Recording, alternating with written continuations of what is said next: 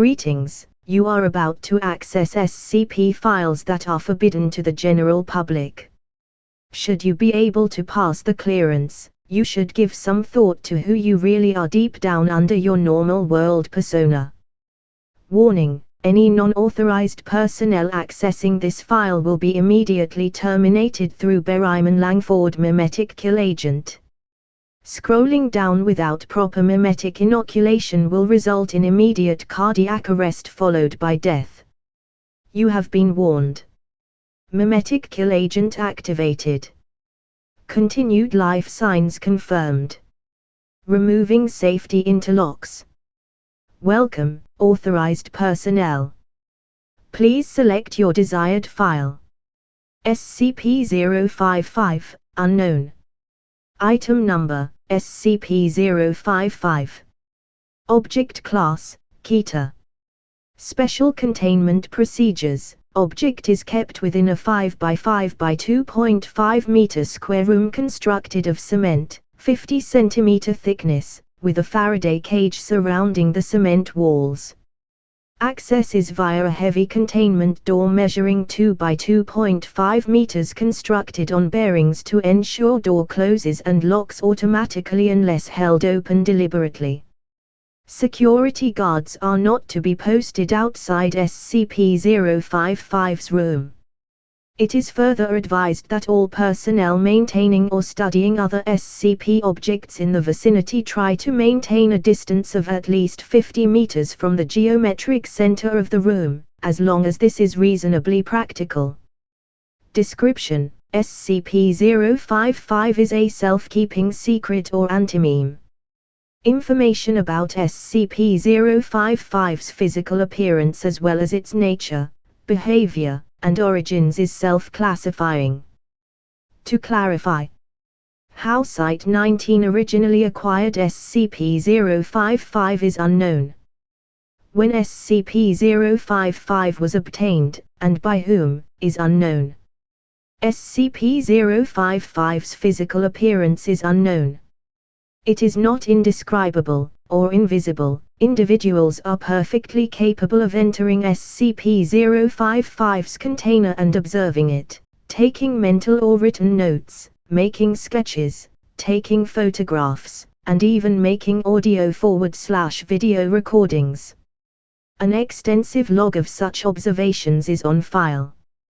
However, information about SCP-055's physical appearance leaks out of a human mind soon after such an observation. Individuals tasked with describing SCP-055 afterwards find their minds wandering and lose interest in the task. Individuals tasked with sketching a copy of a photograph of SCP-055 are unable to remember what the photograph looks like, as are researchers overseeing these tests. Security personnel who have observed SCP-055 via closed-circuit television cameras emerge after a full shift exhausted and effectively amnesiac about the events of the previous hours. Who authorized the construction of SCP-055's containment room, why it was constructed in this way, or what the purpose of the described containment procedures may be, are all unknown. Despite SCP-055's container being easily accessible, all personnel at Site-19 claim no knowledge of SCP-055's existence when challenged. All of these facts are periodically rediscovered, usually by chance readers of this file, causing a great deal of alarm. This state of concern lasts minutes at most, before the matter is simply forgotten about. A great deal of scientific data has been recorded from SCP-055, but cannot be studied. At least one attempt has been made to destroy SCP-055, or possibly move it from containment at Site-19 to another site, meeting failure for reasons unknown. SCP-055 may present a major physical threat and indeed may have killed many hundreds of personnel, and we would not know it.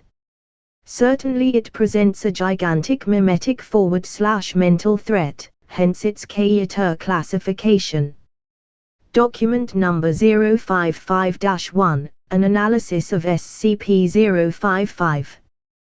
The author puts forward the hypothesis that SCP-055 was never formally acquired by, redacted, and is in fact an autonomous or remotely controlled agent, inserted at Site-19 by an unidentified third party for one or all of the following purposes: to silently observe, or interfere with, activities at Site-19. To silently observe, or interfere with, activities at other SCP locations. To silently observe, or interfere with, activities of humanity worldwide. To silently observe, or interfere with, other SCP objects. To silently observe, or interfere with, redacted. No action to counter any of these potential threats is suggested, or indeed theoretically possible. Addendum A.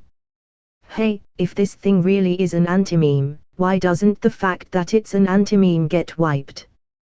We must be wrong about that somehow. Wait a minute, what if we were to keep notes about what it isn't? Would we remember those?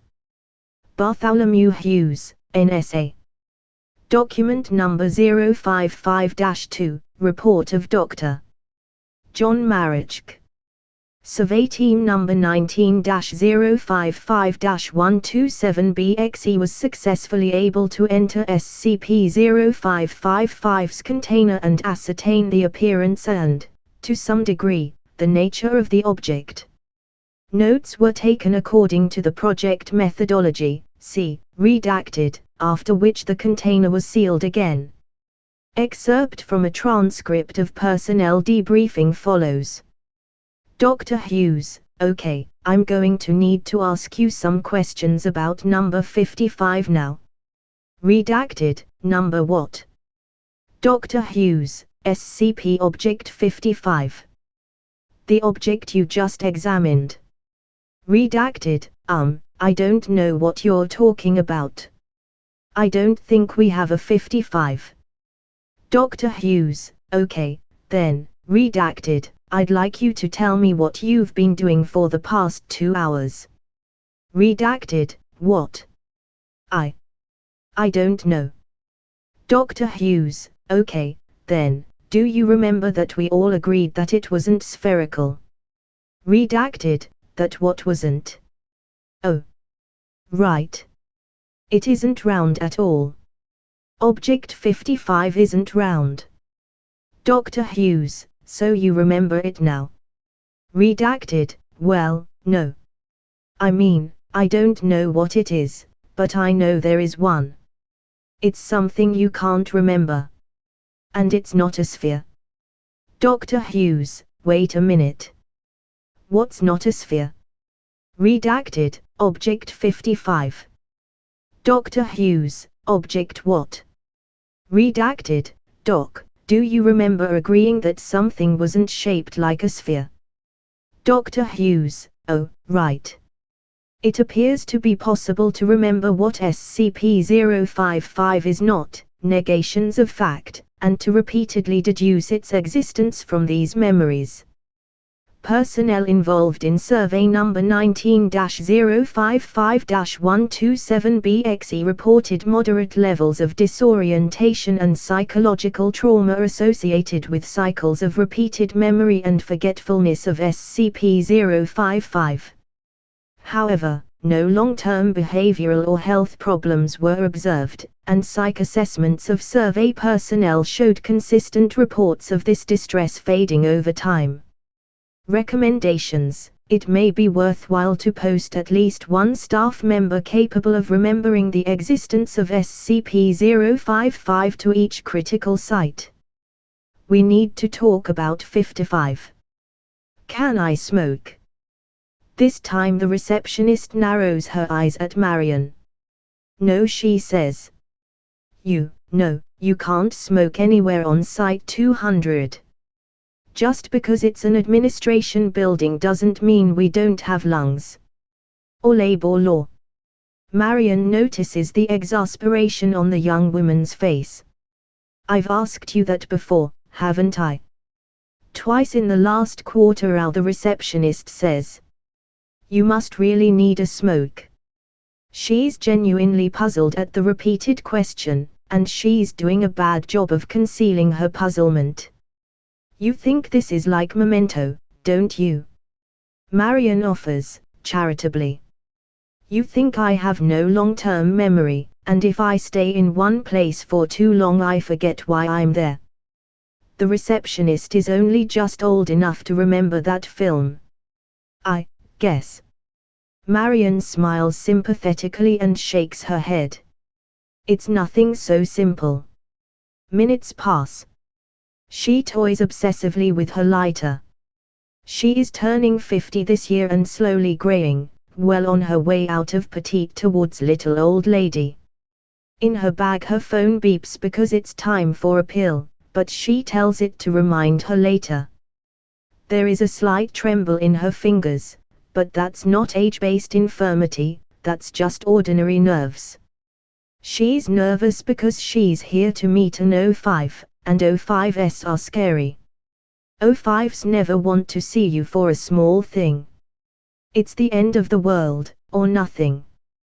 Finally, 40 minutes late, the door to the inner office opens. 4 or 5 high-ranked Foundationers spill out, carrying laptops or briefcases. As a group, they head straight past reception and out to cars which are waiting. Marion recognizes a few of the faces, the Site 19 site director, the head recruiter for Western Europe. None of them glance in her direction. Once they're gone, 058's assistant pokes his head around the door. He's 20-something, improbably youthful, like a teenager stuffed into one of his dad's business shirts. His haircut is barely regulation. In one hand he holds a tablet computer showing his boss's day planner. It's packed. The man evidently does not sleep. Marion.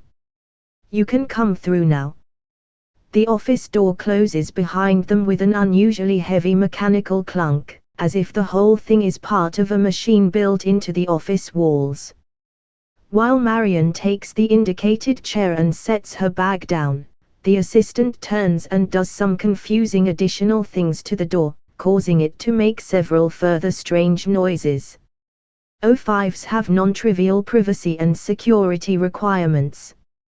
The office is spacious, but somehow contrives to be dark despite 2 big corners of window and broad daylight outside.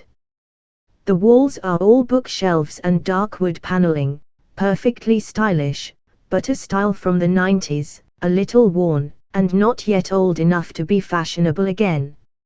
As for the fellow behind the desk, well, an 05 never looks like you imagine.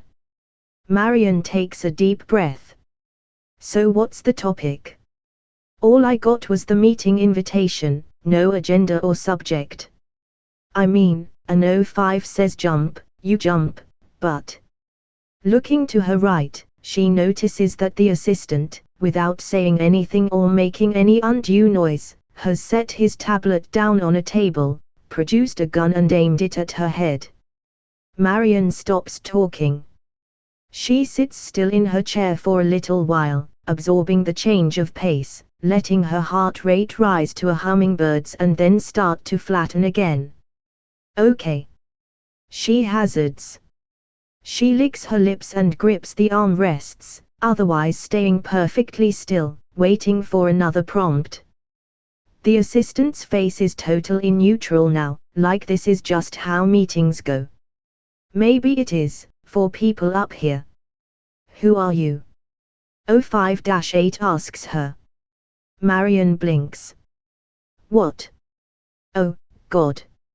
Let me rephrase, 05-8 says. Marion Wheeler, 49, with loving husband and 2 boys in tow. Likes camping, hiking and ornithology. Boring mother with perfect, airtight background and financials, as far back as we can examine.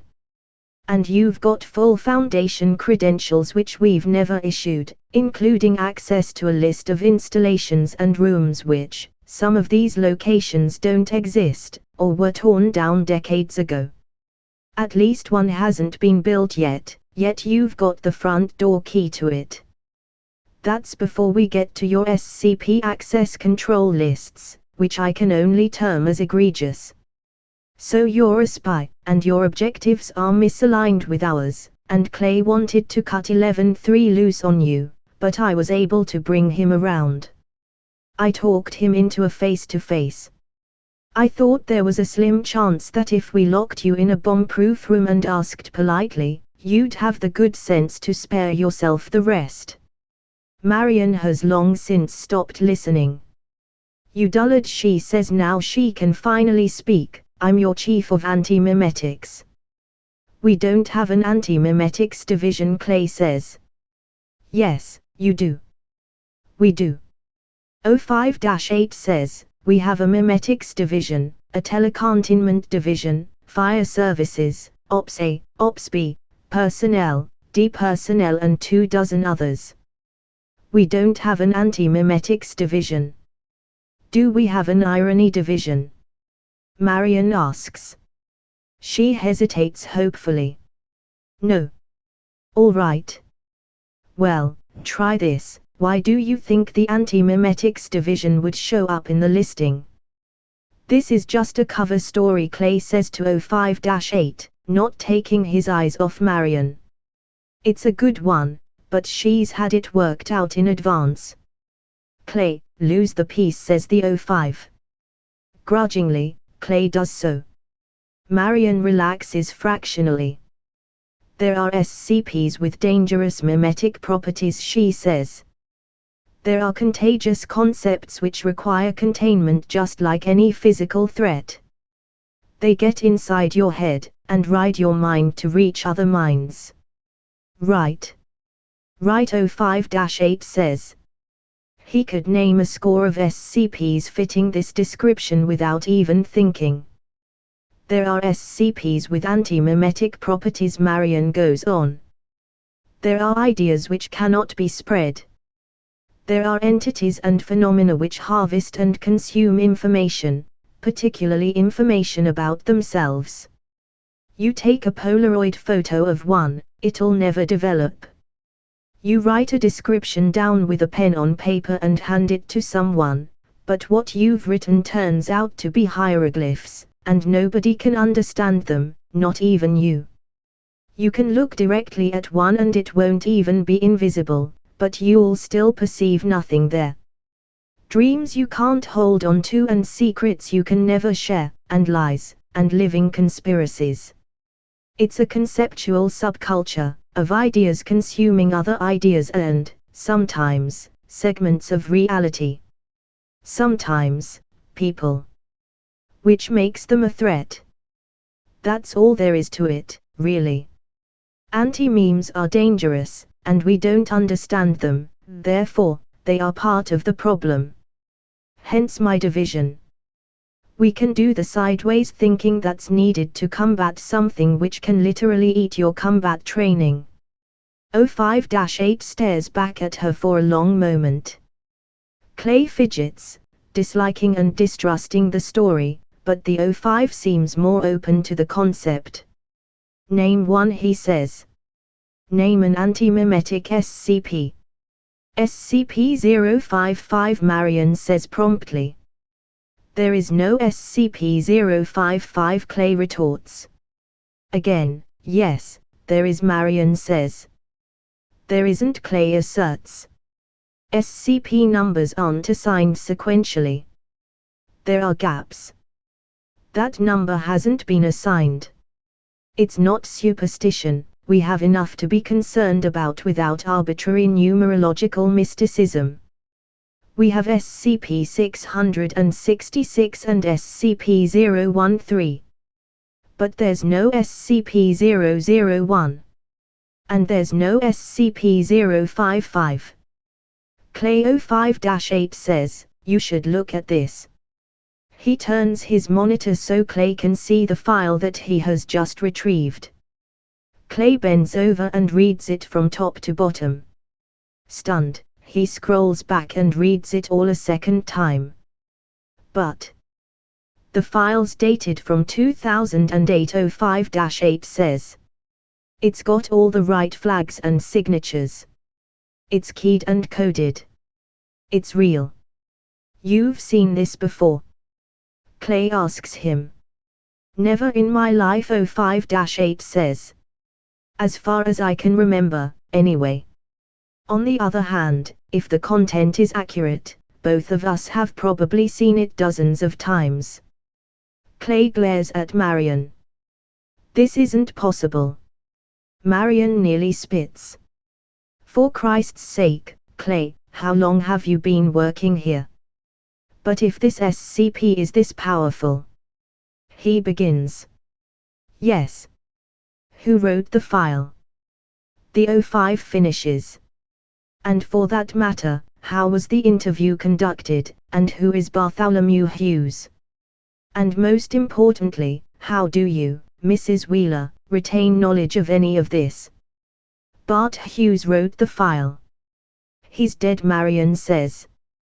What happened to him? You don't want to know. There is a very long pause while both 05-8 and his assistant react to this. In fact, they pass through a long, discrete sequence of reactions. Indignation at the seeming rudeness, confusion at Wheeler's incaution in front of sinister superiors, surprise at the magnitude of the claim, pure disbelief, comprehension, and finally, horror. What? 05-8 asks carefully, would happen if we did know? It would happen to you as well, Marion says, levelly. As for the rest of your questions, we manage that pharmaceutically. You know we have Class A amnestics, for people who very badly need to forget things. Of course you do. Who could forget about Class A amnestics?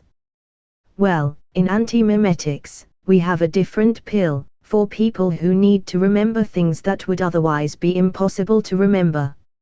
Mystics, Class W, X, Y and Z, same Greek root as the word mnemonic. The M is silent. In her bag, her phone beeps again. With a nod of approval from the 05, Marion reaches into her bag and turns her phone off, acknowledging the prompt this time instead of postponing it. She pulls a blister pack from another pocket and pops a pill out. It's hexagonal, and green. She holds it up, and is satisfied to see a flicker of recognition on 058's face. He's beginning to put it back together. Marion says, these are Class W mystics, the weakest, suitable for continual use. 2 pills per day. Go down to the site pharmacy and ask. The pharmacist will claim they don't stock any such thing, they're misremembering, tell them to double check. 05-8 sighs. And now, I think, I get it. I see why we're having this conversation at all. Yes, Marion says, popping a second pill out and handing it over to him. It's because you missed a dose. You're supposed to be on these, the same as me and everybody on my staff. It's the only way we can work. You forgot to take a pill, and then you forgot all the information that the pills were helping you retain. You forgot why you were taking them, who gave them to you, where to get more. You forgot about me, and my entire department. And now I have to bring you up to speed. And if I take this 05-8 says, I'll remember this whole conversation and we won't have to have it again. Hopefully not, Marion says. Clay pipes up. Should I be taking those? Sorry, kiddo, 05-8 says. Need to know. Maybe when you're an 05 yourself. He swallows the pill. Marion swallows hers too. So what is SCP-055? 05-8 asks. SCP-055 is nothing, Marion says, now relaxing entirely. SCP-055 is, as described in the file, a powerful information autosuppressor. As far as experimentation has uncovered, it can only be defined in negative terms. We can only record what it isn't. We know it isn't safe or Euclid. We know it isn't round, or square, or green or silver. We know it isn't stupid. And we know it isn't alone. But what we do know is that it's weak. It's weak because it's the only anti-mimetic agent in our possession which has a physical entry in the files. We have paper records of the thing. We have containment procedures. It's not safe, which means it's dangerous, but it's contained. 05-8 blinks. You have procedures. Where? Marion points at her head. Then how many other antimes are there? How much more dangerous do they get? 10 that I know of, Marion says. Statistically, probably at least 5 more that I don't know of. This does not count the antimatic entities freely roaming the halls, not under containment. There are at least 2 in this room with us right now. Don't look. I said don't look. It's pointless. 05-8 does an impressive job of controlling himself, keeping his attention focused on Marion. Clay doesn't fare so well, and quickly sweeps the whole room, even checking behind his back. Making an ass of himself, essentially. He finds nothing. He looks baffled. There is an invisible monster which follows me around and likes to eat my memories, Marion explains, patiently. SCP-4987. Don't look it up, it's not there. I've learned to manage with it. It's like a demanding pet. I produce tasty memories on purpose so it doesn't eat something important, like my passwords or how to make coffee. And what's the other one? Clay asks. With another nod from 05-8, Marion goes to her bag again. This time she pulls out a gun and shoots Clay twice in the heart. More aghast than in pain, Clay collapses sharply against the bookcase behind him. Pulling his head around to face Marion, he manages, "How did you?" Marion stands, aims more carefully and shoots him a third time, this time in the head. 05-8, again, does an impressive job of not reacting. That's Clay's gun, he deadpans. You stole it from him. It's tricky to steal a firearm this heavy from someone without them noticing, Marion explains, unloading it and carefully setting it down. But stealing a firearm and then stealing their memory of the theft is a little easier. Like I said, a pet. Some pets are dumb enough that they can be trained. Yes, 05-8 says, evenly. That much I'd guessed. But why? Because you were supposed to be taking Class W-nistics, Marion says. You can't skip a dose of Class W-nistic. I've tried. You can postpone a dose, but you can't forget unless someone actively prevents you from taking it. There's only one person who could get close enough to you to do that, and that's your assistant. And remember when I asked him how long he'd been working here? He didn't answer, 05-8 says. I thought you were being rhetorical. He doesn't work here, Marion says. He's an anti-meme. Since when do you have an assistant? You don't have an assistant, Brent. Look at this office. It's got one desk. You've got a receptionist outside, she's the one who screens your calls and schedules your meetings. Where does Clay even sit? Where does he fit? Don't blame yourself. You're human, and these things are redaction incarnate. You need to think like a space alien to get around them. 05-8 asks a question which, in any other workplace, would be absurd. Is he dead? Maybe, Marion says. I can put his corpse in our research queue and we'll see what we can see when we open him up. There's a duality here, though. They're like parallel universes sharing the same space. It's conceptual versus concrete, figurative versus physical. It's very unusual for things to cross over. I don't know what Clay was, but he had a human body, which instantly makes him weird, even by our standards. As ever, the search for stalemate continues. I will let you know if we get any closer. Any side effects of these pills? 05-8 asks. Nausea, and dramatically increased risk of pancreatic cancer, Marion says. And very bad dreams. Introductory antimemetics. Junior researcher Kim's been working for the Foundation for all of 4 hours and he feels pulverized, as if an anvil were dropped on his head in that first introductory lecture.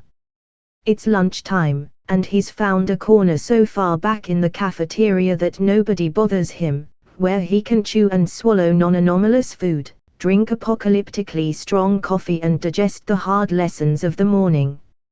On his Foundation-provided phone, he pages fretfully through the few SCP files for which he has clearance. Most of them have to be jokes. That's how they read. Like very bad, dark, frightening jokes. Kim's one of 11 junior researchers in the new intake, and the other 10 are sitting in a separate group at a separate table, chatting animatedly to one another. There are some instructors here and there, munching sandwiches. Other than them, the cafeteria, large enough to seat 200 people or more, is deserted. To Kim, that seems odd. Site 41 is large, 3 skulking buildings with significant basement space, buried casually in the forests of central Colorado. Where is everybody? A man in a gray suit walks into the cafeteria, makes eye contact with Kim and strides purposefully over. The man's suit is sharp enough to cut. He wears a tie pin and a platinum wristwatch as big as a brick. He looks badly misplaced. Site 41 is a working site. There's training, education, research, development, analysis, and even the containment of a very few safe SCPs going on here. Executives shouldn't ever be here. So what is he? A lost exec, trying to find the helipad? Or a researcher or instructor, dressing for the job he wants, not the job he has? Hell of a first day, the man says, holding a hand out. Alistair Gray. With an E. Kim says Kim. Paul Kim. Good to meet you. What accent is that, if you don't mind me asking? Kim blinks. New York, he says. I'm from New York. Are you the site director? You seem on edge. Well, that figures, doesn't it? Kim asks. You must know how that intro goes. It's like an atom bomb to the ego. I just had almost everything I know overturned. It turns out I've spent my entire adult life being protected from dangerous knowledge, as if the whole outside world is a ball pit for under sevens. Stepping out of that has been humiliating. To start with. And he blinks again. Hey, what do you do here, exactly? You didn't answer my question. You didn't answer mine, Gray says. Of course I did, Kim says. I'm from. And then he just stops, his train of thought running off the end of the track into air. It's on the tip of his tongue, the answer to Gray's question, but he can't get the words out. That's weird, he says, shaking his head. At this point, he also notices that Gray isn't wearing his badge. This could be an honest mistake, albeit an extremely serious one. But surely execs don't get to the executive level without being scrupulously correct in everything they do. Who are you? Kim asks again. Your life story was fascinating. What? You spoke 4 languages, Gray tells him. 1 now, and soon 0. Too huge an intellect to specialize. Your education was a fusion of biochemistry and comparative literature. You felt as if you'd die if you couldn't find more foreign thoughts to cram into your head. You've been all over the world, hungry, and every country you've ever been to was like landing on another planet. You toy with anthropology, but there's too much world for one human race to ever understand, let alone one human. There's too much human race. We should pare it down. Kim nods. Would you excuse me for just 1 second? He gets up and hurries to another table, to the instructor whom he met earlier that day. When Kim gets close to her, he feels a kind of staticky sensation building up. He tries to shake her shoulder, and succeeds in moving it a little, but it's like reaching through tar. Hey! There's a problem. There's an intruder. I think it might be an SCP. Doc, look at me. Hello. She doesn't react. He tries the gaggle of fellow newcomers as well, but they keep chattering and hypothesizing, oblivious to him shouting and clapping in their ears. Hey! People! Listen to me. No, no, no, no. He looks back. Gray has stood up and started moving towards him, still with that confident smile. And there's definitely something wrong with him now because he's visible through the tables, like an augmented reality holoprojection jammed inside Kim's eyeball. Kim realizes with a stab of fear that he can even see Gray when he blinks. His eyelids close, but Gray is still there, an apparition in what for all of Kim's life has been totally personal, private darkness. The only way he can avoid seeing Gray is to turn away, and even then he feels a radioactive prickling in the back of his eyeballs. Kim tries to phone one of the newbies. The phone in the newbie's pocket rings, and other than that, nothing happens. Nobody reacts. That doesn't make sense, Kim says. Do you remember your father? Gray says. I never knew my father, Kim says, edging away. Mom raised me. Gray's white smile is a fixture. These people loved your perspective. They were going to put you to work on anomalous times. But they don't remember you exist. You don't exist. Kim says, mainly to himself, there aren't any dangerous SCPs on this site. It's a safe site. So either you're not dangerous, or nobody knows you exist. And if nobody knows you exist, then that means you're either brand new, or you're. What's an anti-meme? Hell of a first day, Gray says. Are you sentient? Kim asks. You seem on edge, Gray says. Kim bolts. He exits the cafeteria, turns a corner and runs 10 or 11 paces down the corridor, to where there's an elevator. He stabs the down button and waits. The elevator door is highly polished, reflective. Kim catches sight of a face in the mirrored surface and nearly falls over with shock, because it's a face he has never seen before, and it's apparently his own. Jesus! Oh, no, no, no, he babbles. What the hell, what the hell? Gray comes around the corner, still only strolling, just as the elevator cracks open. Kim dives in and punches the lowest floor, basement level 8. It's instinctive, although he could rationalize the decision in retrospect. He can't just get in his car and drive. It's better if Gray stays on site than if he's set loose in rational reality. And to do that, it's better if Kim retreats to the lowest, darkest corner of the site for which he has access. And then waits for Gray, and then locks all the doors behind them. And waits to die. The elevator starts descending, and the apparition of Gray, visible through doors and floors, disappears upwards, shrinking with distance and perspective, but still smiling broadly down at Kim. Kim paces in the elevator. I don't remember what my face looks like. It said it had eaten all my secondary languages, but I don't remember learning anything other than English. So, it's eating my memories. It's consuming information. And I can't contact anybody directly, which means I'm on my own. I'm not trained for this. He hammers his head once against the elevator wall, and stares at his shoes. But I don't know that. What if I've been trained, but I don't remember my training anymore? What if I've been working here for years and I only think this is my first day? What if I've met this thing before?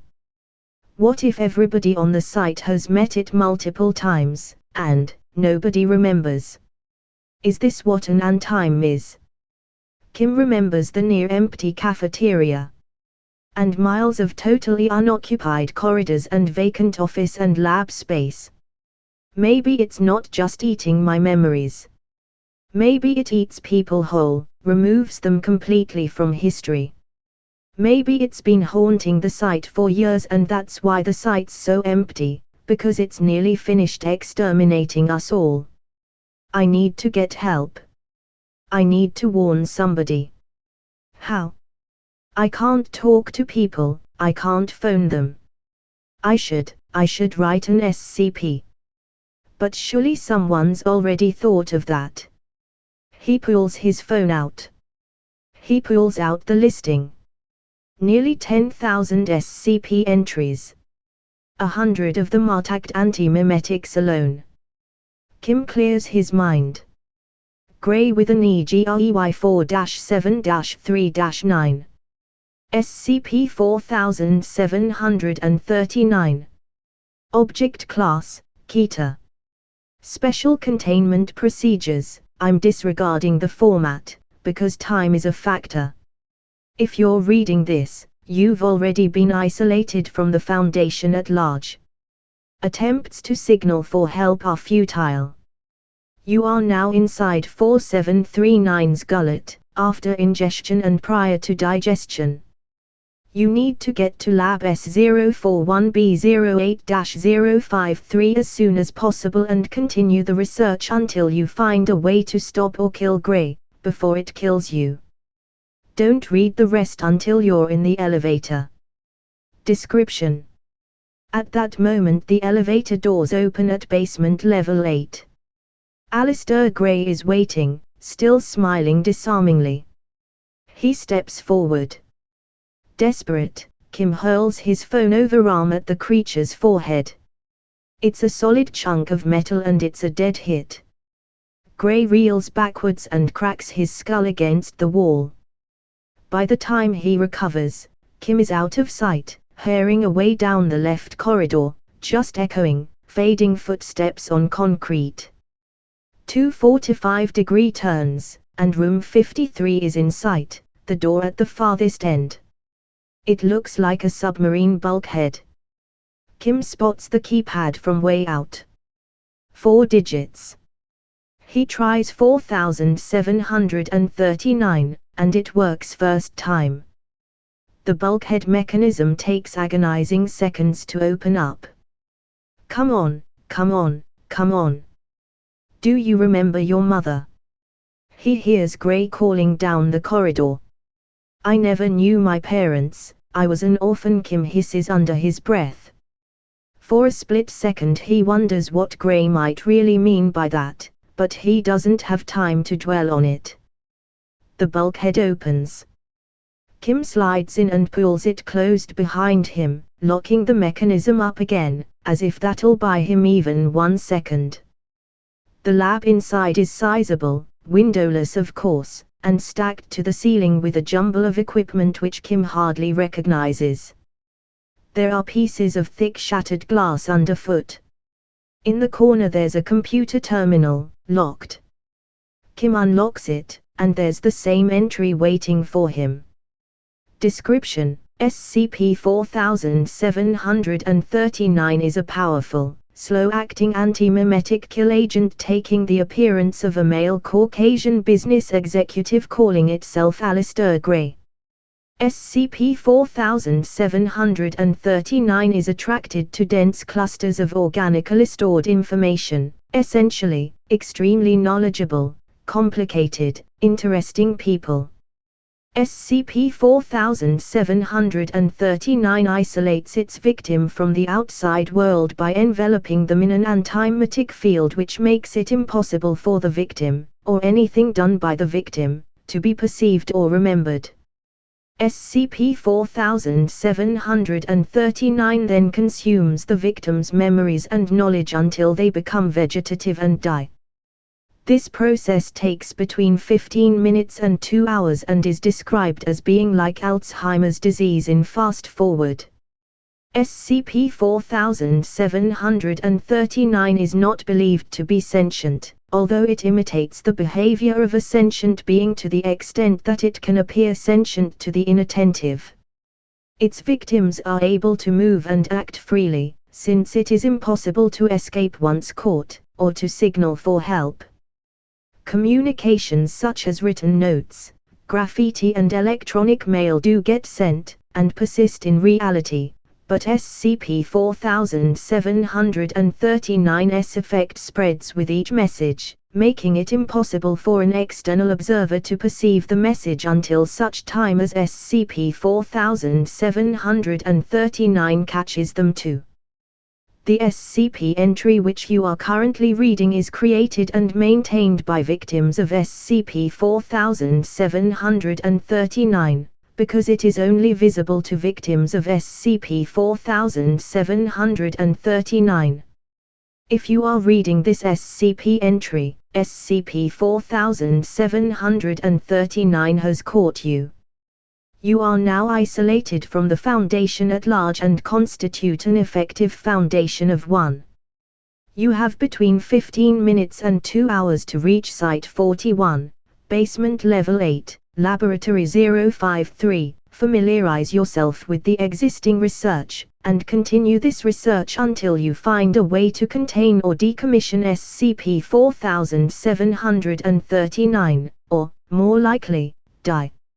If your field of expertise is not related to anti-memetic containment, we sincerely apologize, and advise you to start learning fast. SCP-4739 has consumed 79 Foundation researchers since we started counting on the 3rd of August, 2013. If you are reading this entry for the first time, please add a mark. We estimate at least 50% of victims never make it as far as this database entry, so the true victim count is more than twice this figure.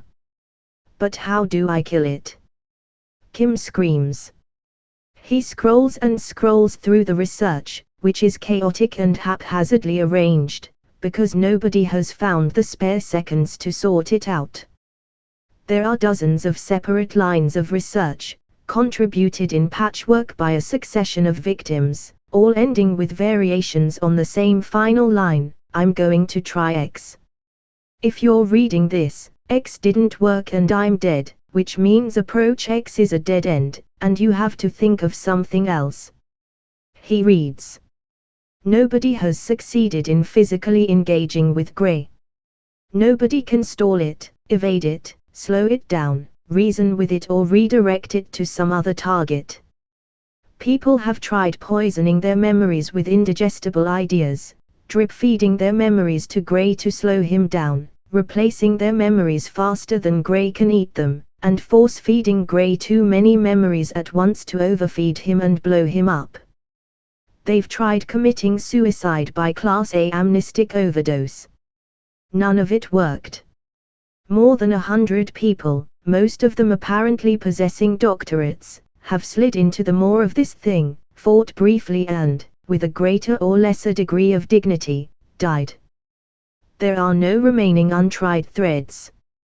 I'm fucked. Kim concludes. He glances up. Gray's not in the room yet, but Kim can see him strolling down the last stretch of corridor. He's a totally intangible being, physical obstructions are irrelevant to him. He can't be hurt. Kim clutches the pocket where he used to keep his phone. Wait a second. He scrolls again.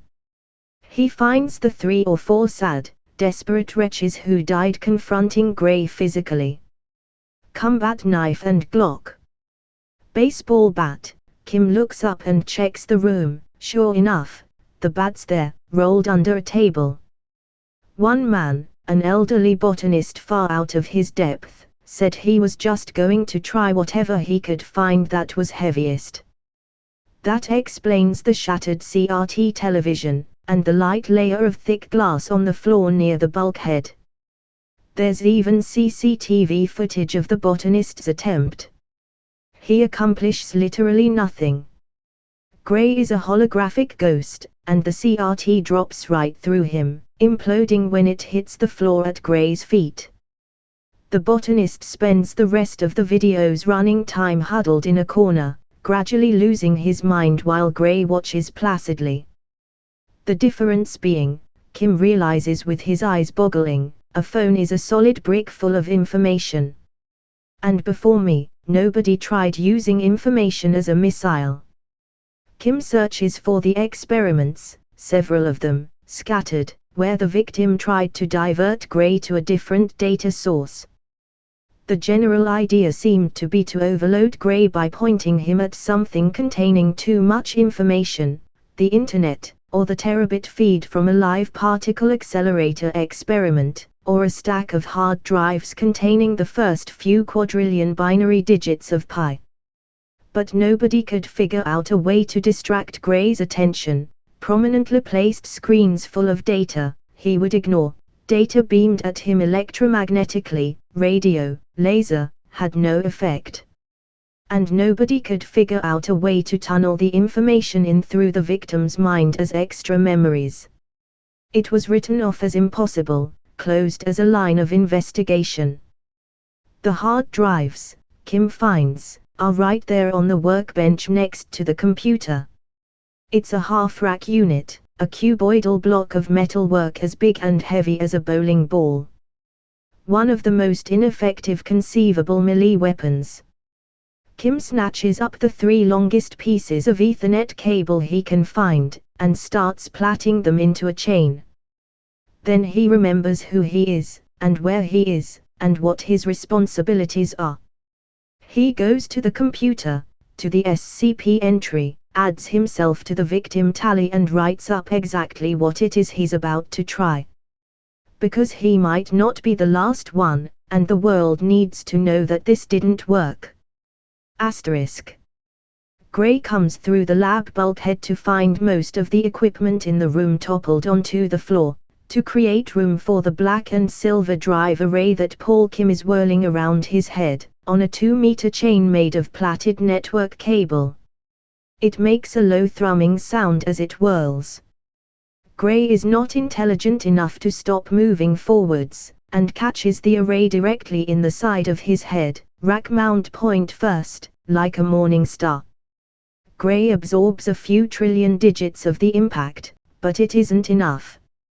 There's a green snap of light and a noise like a subway train short-circuiting, and Gray's a pile in the corner, his head caved in and the drive array partially demolished in pieces around him. Kim decides that history can fill in whatever quip it likes best. Asterisk.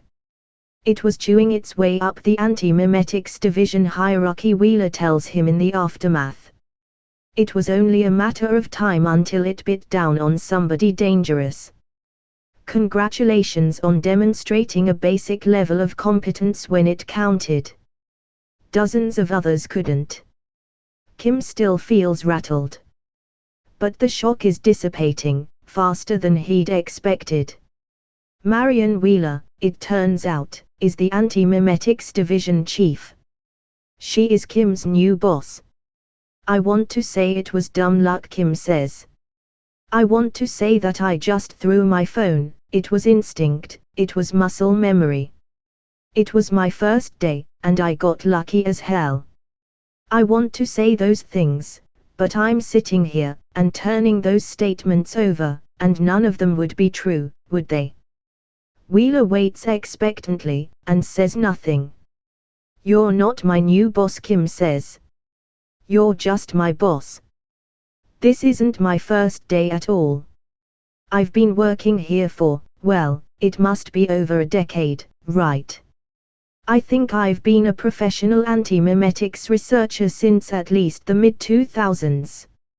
It's just that the first thing Gray ate was my memories of everything past the first day.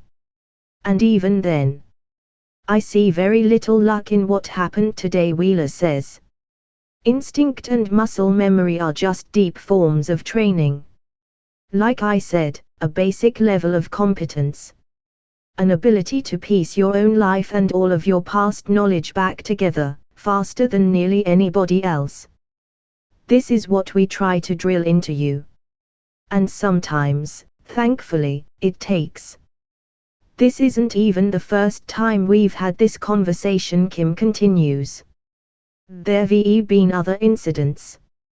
With other SCPs with amnestic powers. You've sat there and watched me put myself back together before. And it hasn't gotten old yet, Wheeler admits, with something which might be approaching a smirk. How long does it usually take for me to recover? A few months, Wheeler says. But if you want the honest truth, people in this division are as competent on day one as they'll ever be. You come to the job firing on all cylinders, or not at all. The rest is just fine-tuning and chemistry. So what you're actually saying is you don't care about my mental state and you need me back at work now, Kim says. Wheeler nods.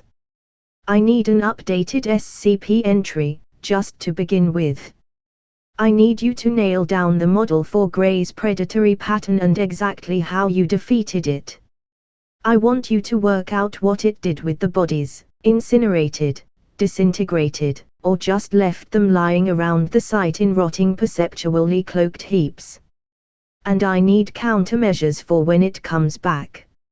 It's not dead. Wait, Kim says. I think I know this one. It's coming back to me.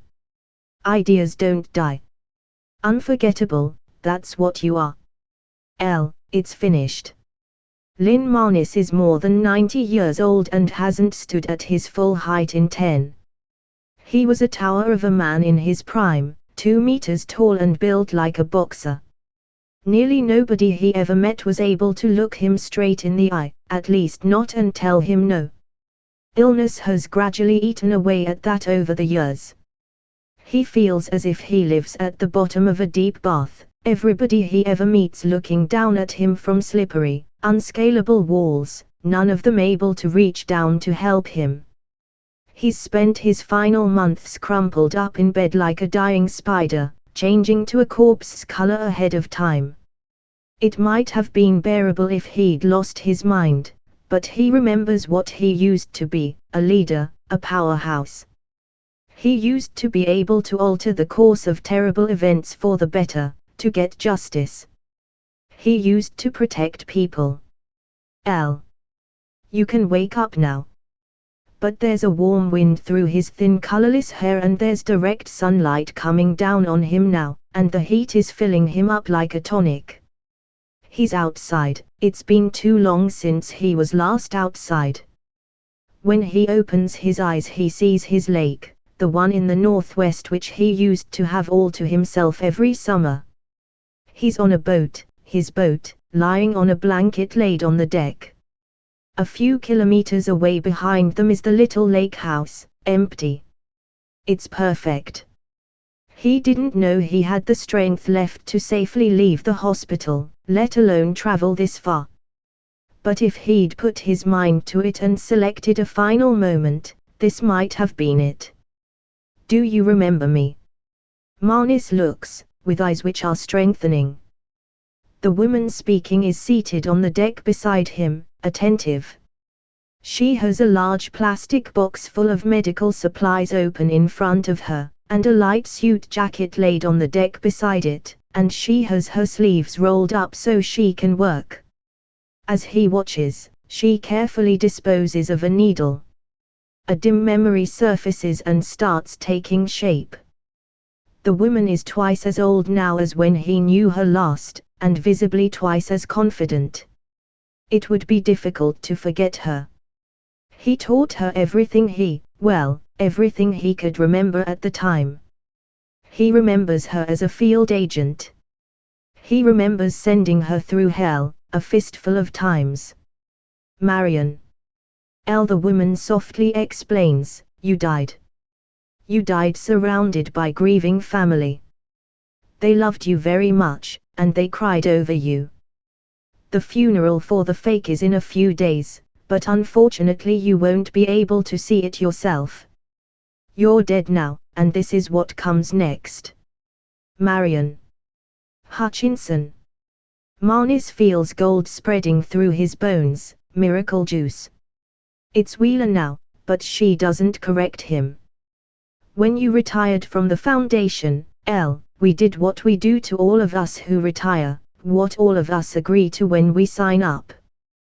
We gave you some medicine which made you forget. As you stepped out of the door for the last time, all the work you did for us, great work, which saved lives, evaporated away, and your cover story sealed over those years and became reality. That's why you've spent your whole retirement believing that you were a former section chief at the FBI. It's what you wanted, it's what we wanted, it's what you agreed to. But you, alone, agreed to something else as well. And you must be starting to remember, now, what that something else was. I've injected you with a serum which throws the human aging process into hard reverse, and it affects everything, organs, tissues, memories. You'll be coming up on it soon. Remember. Yes, Marnis croaks, remembering, dizzy. You signed over your final 12 hours to us. You asked for a full and happy and well-deserved retirement, but now, for the last day, you work for us again, because of one particular job. I have it in writing here, you see. Do you recognize your signature, and mine? I witnessed. Yes. Do you remember who you are? Dr. Lynn Patrick Marnis, of the Foundation, he says. Anti-Memetics Division founder. Wheeler smiles with relief. It's good to see him again.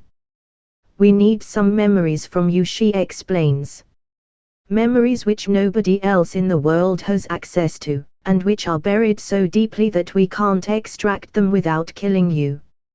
So this afternoon, that's what we're going to do. We're going to extract those memories, and once we're done, you'll be dead. Marnis has already begun to regress to the time when he himself set this wheel in motion. He remembers, very clearly, discovering the mystery in his own head, the blank spots which he couldn't explain, and couldn't safely access with any kind of chemical or physical technique. He remembers deferring the mystery until now. What happened in 1976? Wheeler asks. Marnis sits up. His skin is beginning to clear and his breathing is improving. He feels as if his brain is cleaved in two by a wormhole, such that his eyes are focusing on different time periods. In his right eye he sees the lake and the boat he's dying on, in his left he sees a collage of electrifyingly familiar past faces and places. Bart Hughes with his grin and thick glasses and baby face, looking like some kid dressed up as a Foundation researcher, the original Site-48 crew, great techs but a hopeless excuse for a softball team, young Marion with steel-strong nerves and a mind like a laser, suits and lab coats and MTF operatives. And everywhere paperwork, and floods of serial numbers. He starts to speak. 1976 was the year he founded the division. He brainstormed the whole thing in one legendary week, hammering out the science and then distilling the first chemical mystic with the help of a hand-picked trio of assistants, the first anti-memetics researchers. No anti-memetic SCPs had even been observed up to that point, The entire operation was a shot in the dark, and yet the team immediately struck gold.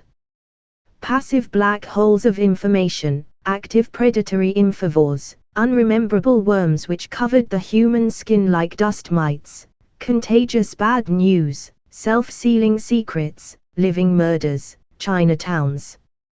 Wheeler wonders if there might be something more serious awry with Marnis' head. His version of events is hopelessly romantic. In Wheeler's experience, nobody looks back on Foundation work fondly. But it was all too fast, Marnis says. Special containment procedures take time to develop, much more time than I took. The Foundation as a whole acquires about a dozen new SCPs annually. I found that many in 1 year, essentially single-handedly.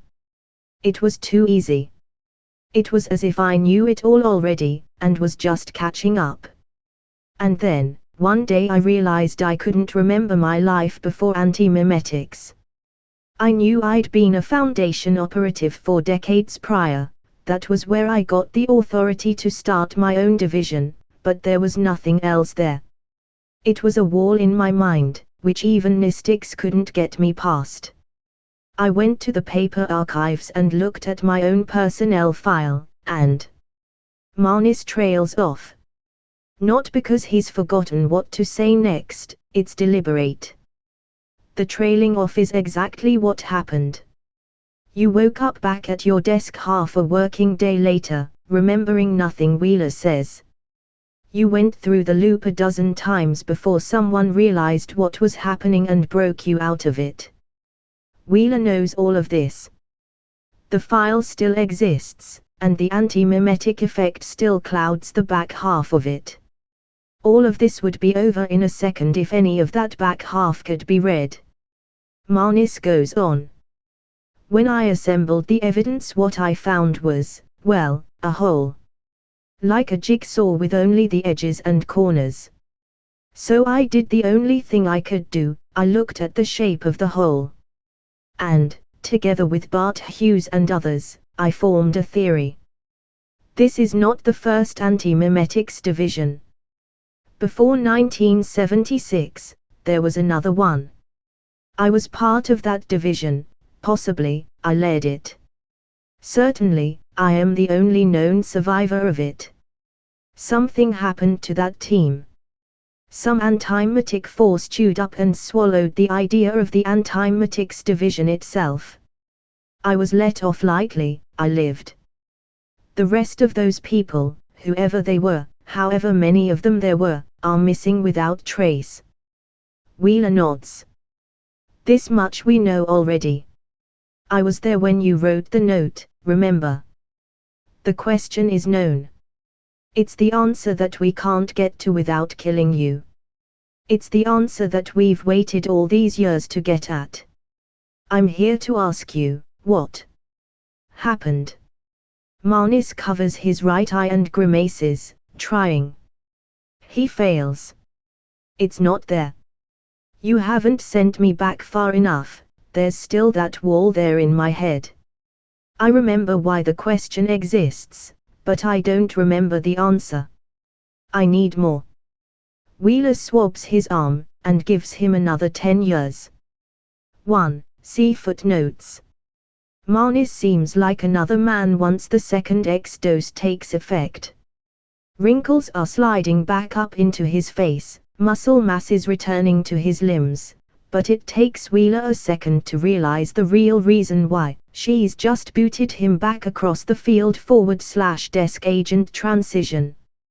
Marnis has regressed a little way past senior management, the realm where most problems were solved by saying the correct words, and into a time where he survived through physical fitness, situational alertness and hands-on experience.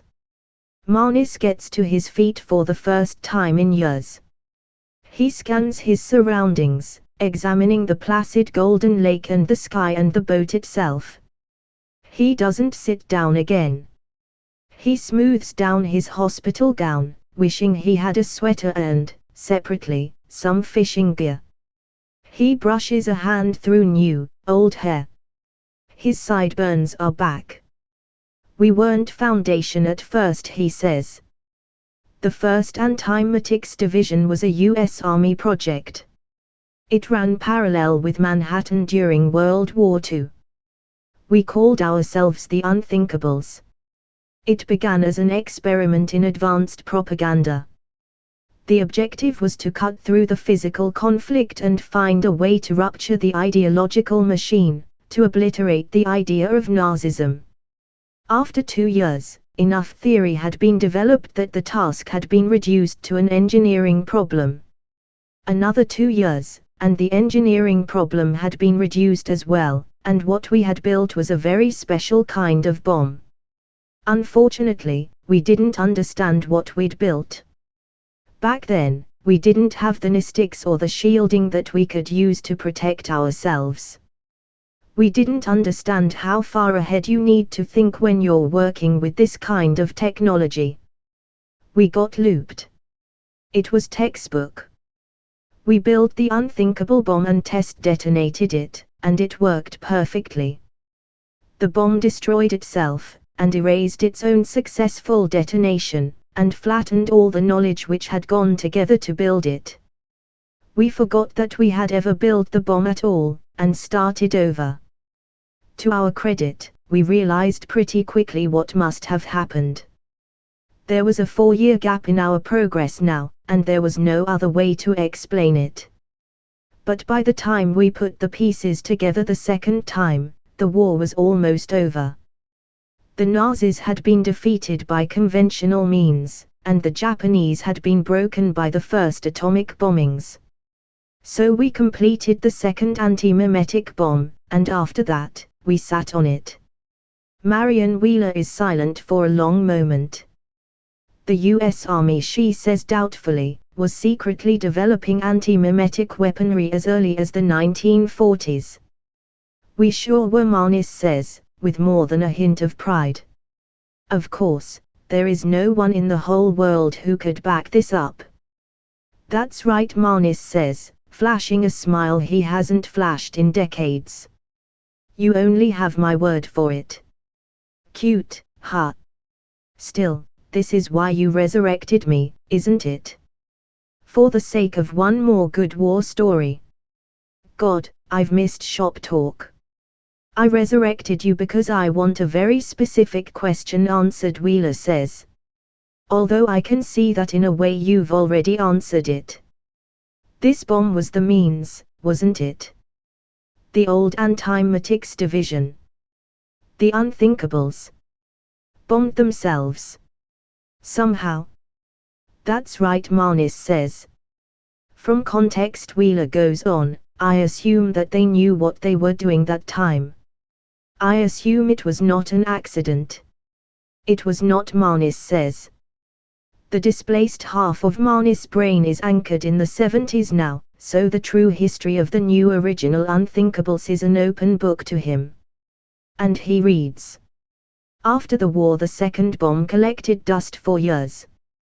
We began sketching improved designs for a third bomb, but around that time oversight was starting to flicker out. We completed our research and production objectives, and were given no further objectives. Funding became shaky and we couldn't figure out why. It wasn't entirely clear that the project overseers knew what we were doing. Or even that they remembered we existed. It was a side effect from the research, of course, one we had no way of managing at the time. In 1951, a cult movement began in Ojai, California. It was wrong, everything about it was just wrong. In a matter of days it was a national phenomenon and still growing. It was all over the news. To spread that far in months would have been credible, but days was simply impossible. We, in the team, could see that the philosophy behind the cult was unnaturally contagious. It was the opposite of unthinkable, it was unforgettable. We knew that this was what our bomb was designed for. We prompted the overseers for direction. But there were no orders. At the time that the outbreak began, we were a U.S. Army laboratory, through and through. 8 days into the crisis, the Foundation acquired us. All the classified research, all the material resources, and all the compliant top staff, including me. Anybody who wouldn't comply was mind-wiped and sent back to the army. 20 hours after the acquisition, we deployed the second bomb and the cult was gone. Nobody remembered it, nobody remembered being part of it, zero loss of life. A completely clean detonation. After that is when everything really kicked off. Once we started working for the Foundation, the pace of research ramped up. Every new technological advancement uncovered new hidden SCPs. I passed the Foundation field exams and went out catching ghosts. My life turned into the Twilight Zone. Marnis blinks hard. He covers one of his eyes, then the other. I remember all these different people now, he says. It feels like my memory is in stereo. Almost every anti-memetic SCP we caught before the wipe in 76, we caught again soon after the wipe. That means I remember 2 acquisition logs for each one. I remember 2 anti-memetics teams and I don't remember who belongs on which side of the wall. Do you remember Goldie Yarrow? The neurologist. Studied the mechanism of anomalously accelerated memory loss, wrote a library on the subject. Wheeler doesn't. Dr. Ojo Bairu. Julie Still. L. This is important. Are you at the right place in your own timeline to remember what happened yet? Marnis focuses. And he discovers that he is. Something changes in his eyes, as he stops reminiscing. He speaks more slowly now, his voice dropping almost to a whisper. There is an SCP which your division has never seen. The SCP which my division couldn't contain. The escapee. This is what you wanted, isn't it, Marion? Yes, she says. This is the data I'm killing you for. She leaves a gap where, if she felt there was anything to apologize for, she would apologize. Marnis locks eyes with her. It was eating my division alive. It came at us so hard and so fast that the only way we could stop it was to self-destruct. But we had no site nuke, and in retrospect it is obvious to me, now, that this was because the SCP had consumed our site nuke first of all. If you know it exists, it knows you exist. The more you know about it, the more it knows about you. If you can see it, it can see you. And you can see it. You've been looking right at it all afternoon. Wheeler is suddenly acutely aware of her surroundings. There are only 2 of them on the boat. The boat is anchored more than a kilometer from any of the lake shores. She hasn't brought any backup with her. There's a radioactive prickling in her brain. She doesn't. Red flag. Why didn't I bring any backup with me? That doesn't make sense. There should be a team at the lake house. There should be an MTF operative and a medic here on the boat with me. And a second boat. At minimum. Am I all alone out here? Why did I do that? She pulls her gun, but doesn't aim it at Marnis yet. Where is it? Is it in you? Marnis' voice is becoming urgent. He covers both of his eyes again. Destroying all knowledge of it was the only way to destroy it. And restoring my memories was a foolproof way to bring it back. It's in his eyes. Most likely his left eye. Wheeler backs up to the other side of the boat, draws a bead on the center of Marnis' head, and says, L. Are you still in there? There is a way to fix this, Marnis hisses, dropping to his knees. He keeps his eyes screwed up and gropes his way forward blindly, on his hands and knees. L, you need to tell me what this thing is. That's the opposite of what we need to do, Marnis says. You need to set another bomb off. We don't have that bomb. We lost that technology, Wheeler begins. You've always had it. There's an engineering lab in Site 41. You know it. An underground complex the size of a football field. In pristine condition, and totally disused. Why? Think about it. That's where your bomb's installed. But that just sets us back to square one. If I set the bomb off, Wheeler says, knowing full well that she is thousands of kilometers from it and can't hope to reach it in time anyway, how do we contain this thing? We won't, Marnis shouts. We can't, ever. Don't you get it? The whole division is looped. We start the division, we run headlong into this thing, and either it eats us, or we wipe ourselves out in self-preservation. The idea of anti-memes is as old as forgetfulness itself. Humans have been looping through this problem over and over again since long before the 40s. Maybe for centuries. His blindly probing fingers find the medical box. It's too late. As Wheeler watches, a waving black pedipalp coated in dark hairs forces its way out through Marnis' left eye. Marnis screams. Still on his knees, he grasps the pedipalp with both hands and tries to break it, but it's solid, as if it has bones inside it. What is it? Wheeler shouts at him. That can't be the whole story. Where is it from? What does it want? Can it reason? Can it speak? Help. A second spider leg, significantly longer and spindlier, slides out through Marnis' trachea, ruining his throat and voice box and producing a gout of blood. He gurgles. A third leg shoots from his abdomen, like a spear. Wheeler shoots Marnis in the head.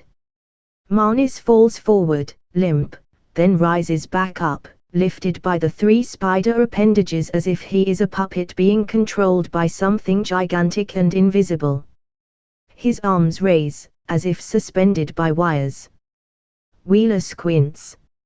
She fires 4 more shots over Marnis' head, at the likely body mass of the invisible puppeteer, and fires the rest of her clip almost directly into the sky.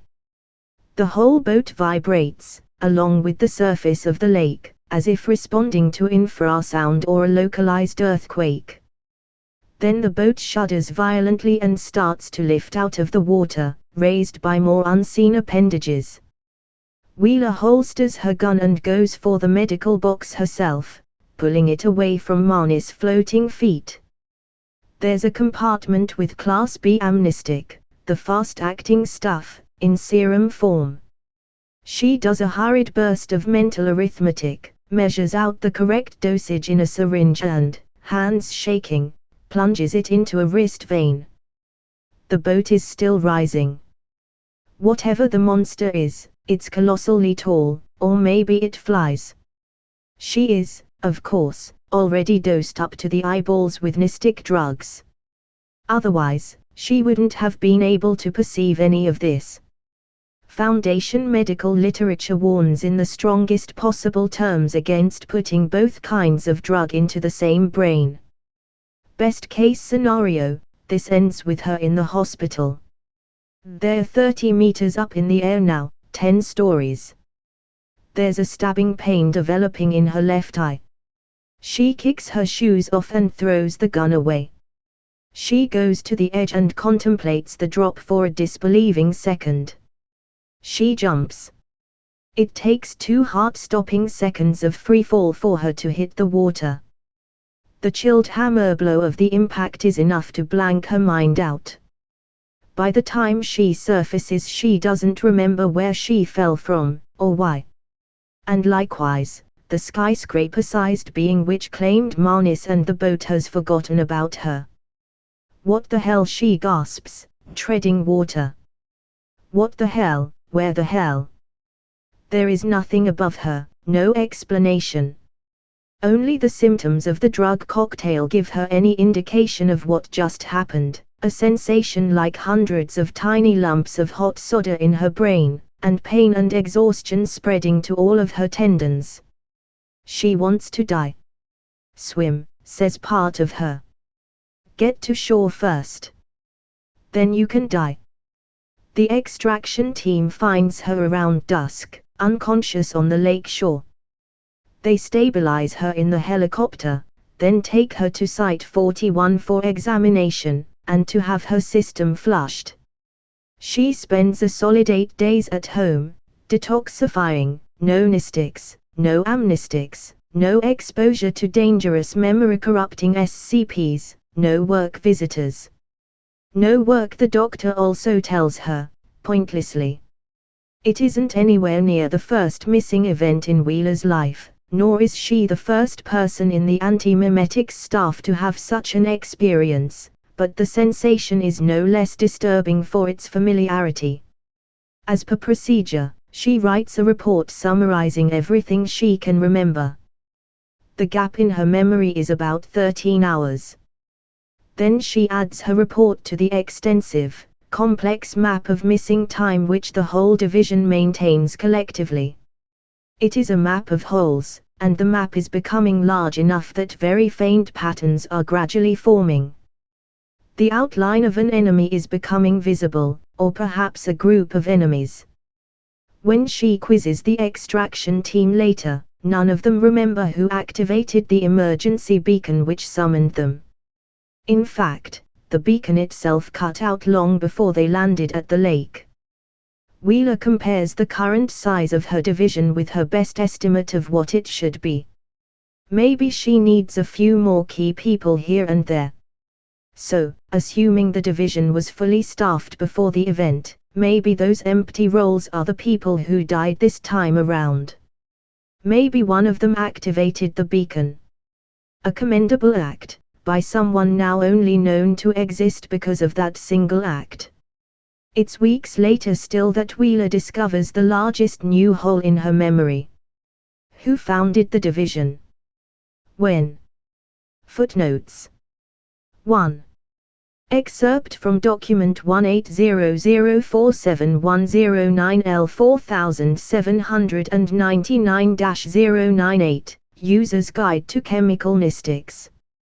The Class X mystic drug is a failed eternal youth serum. X rejuvenates both mind and body by up to, redacted, years, but its effects are temporary, wearing off in a matter of hours. Furthermore, as the drug wears off, the suppressed time reasserts itself all at once, causing a harmful whiplash effect on the subject's physiology. X can rejuvenate an individual safely by up to 30 days, but with stronger doses the whiplash effect becomes dangerous, and past a threshold of 16 to 18 months it is fatal in all known subjects.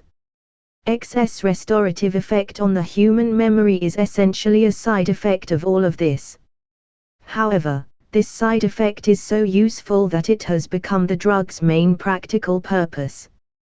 The anti-memetics division uses small doses of X to temporarily sharpen or restore memories from the recent past.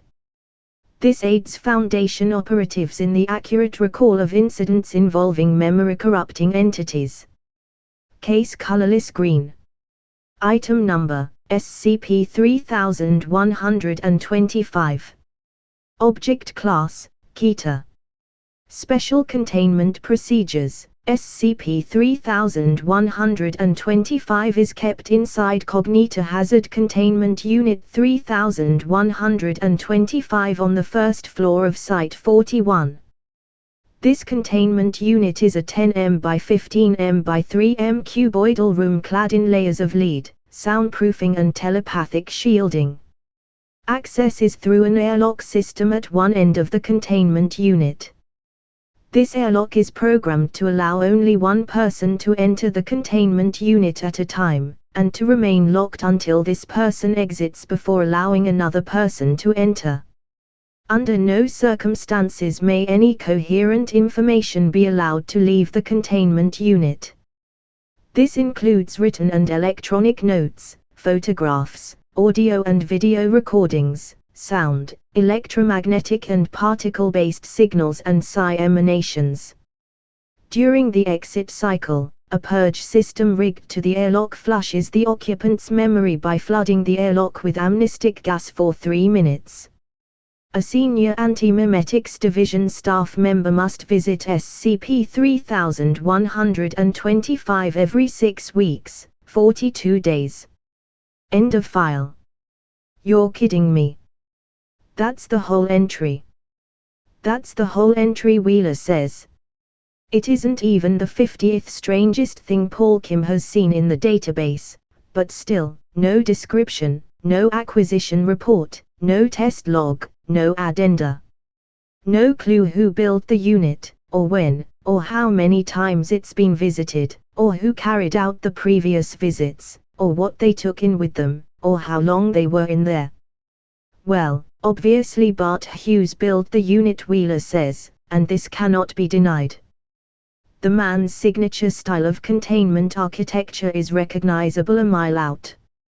Sleek, white, plainly impregnable without the aid of extremely heavy tools. Which makes it at least 7 years old. That's 60 visits or more. I guess there are good reasons for the rest of those omissions. Anyway, the timer watchdog says it's time again. I don't like the idea of you routinely exposing yourself to a cognitive hazard so dangerous that we can't even write the reason why we can't write it down, Kim says.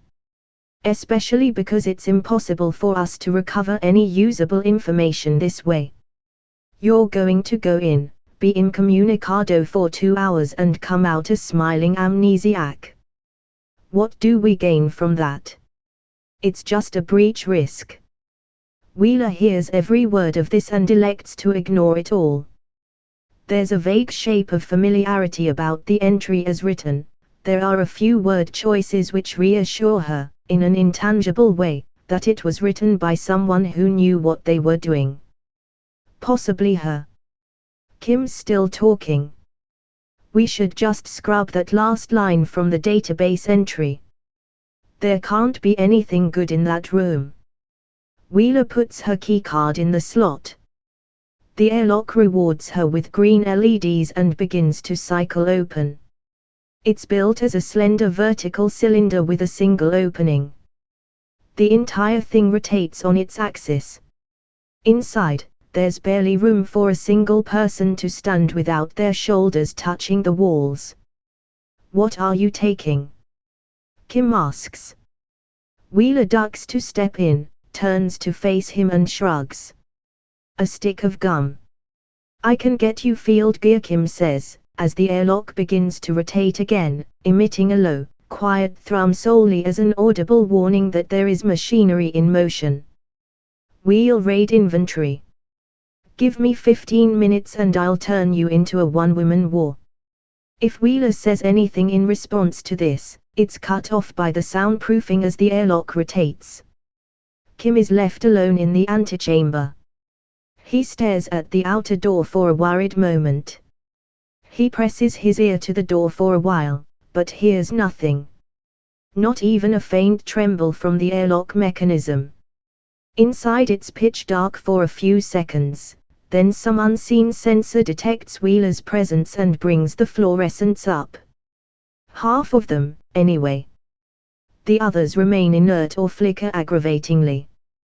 The room's interior walls are made from milky white glass, bulletproof, knowing hues, and plastered with paperwork, taped and blue-tacked up in vaguely coherent masses.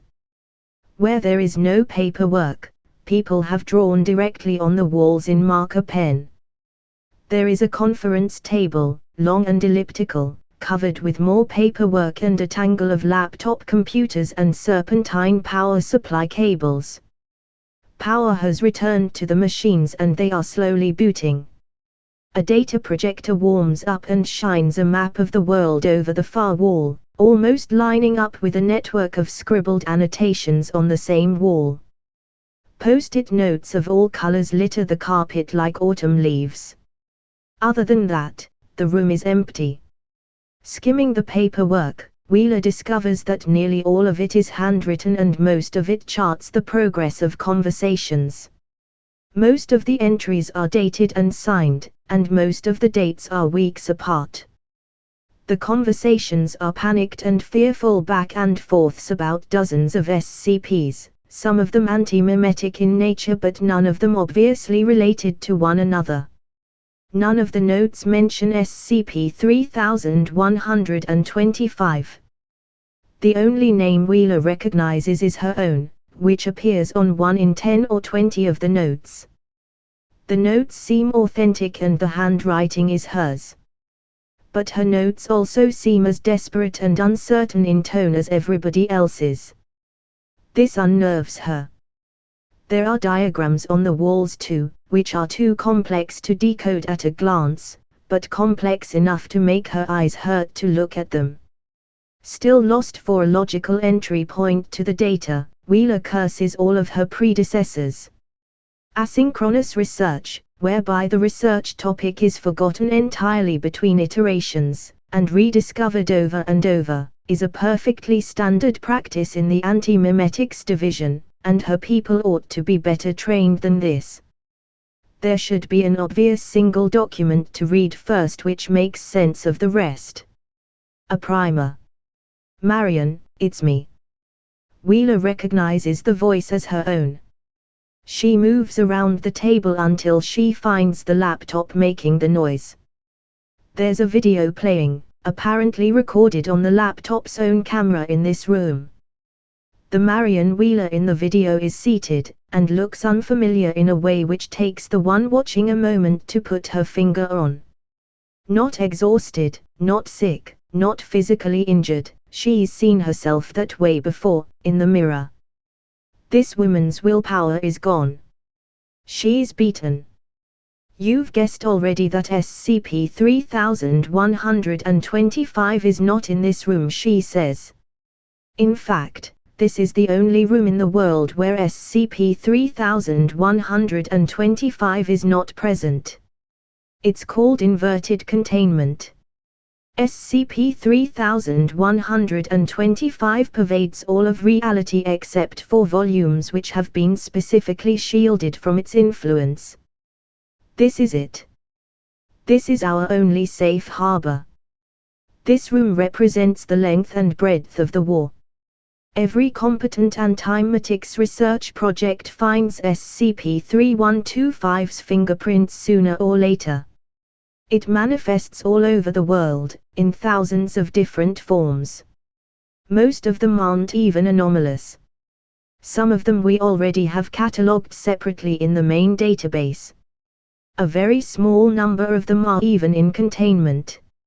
Impossibly virulent cults, broken arithmetic, invisible spiders as tall as skyscrapers, people born with extra organs which nobody can see. That's the raw data. Those manifestations are troublesome enough to deal with in their own right. The Wheeler in the video casts around, picks up a bright green felt tip pen and a blank piece of paper. She begins drawing a shape which isn't visible from the camera's perspective, while still talking. But once you get a little further down the road you start to see a pattern emerging in the data. You need to have the training in mimetic science. But once you have that training and you have the data in front of you, it only takes a little extra effort to arrange those data points in conceptual space and draw a contour through them.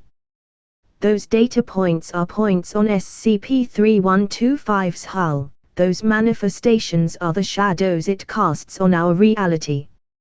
You link 4 or 5 different SCPs together into a single shape, and you see it. And it sees you. She's still drawing. It's detailed. She doesn't look up, and her tone of voice is distant, almost as if she's narrating the tail end of a frightening children's story. When that happens, when you make eye contact, it kills you. It kills you and it kills anybody who thinks like you. Physical distance doesn't matter, it's about mental proximity. Anybody with the same ideas. Anybody in the same headspace. It kills your collaborators, your whole research team. It kills your parents, it kills your children. You become absent humans, human-shaped shells surrounding holes in reality. And when it's done, your project is a hole in the ground, and nobody knows what SCP-3125 is anymore. It is a black hole in anti-mimetic science, consuming unwary researchers and yielding no information, only detectable through indirect observation.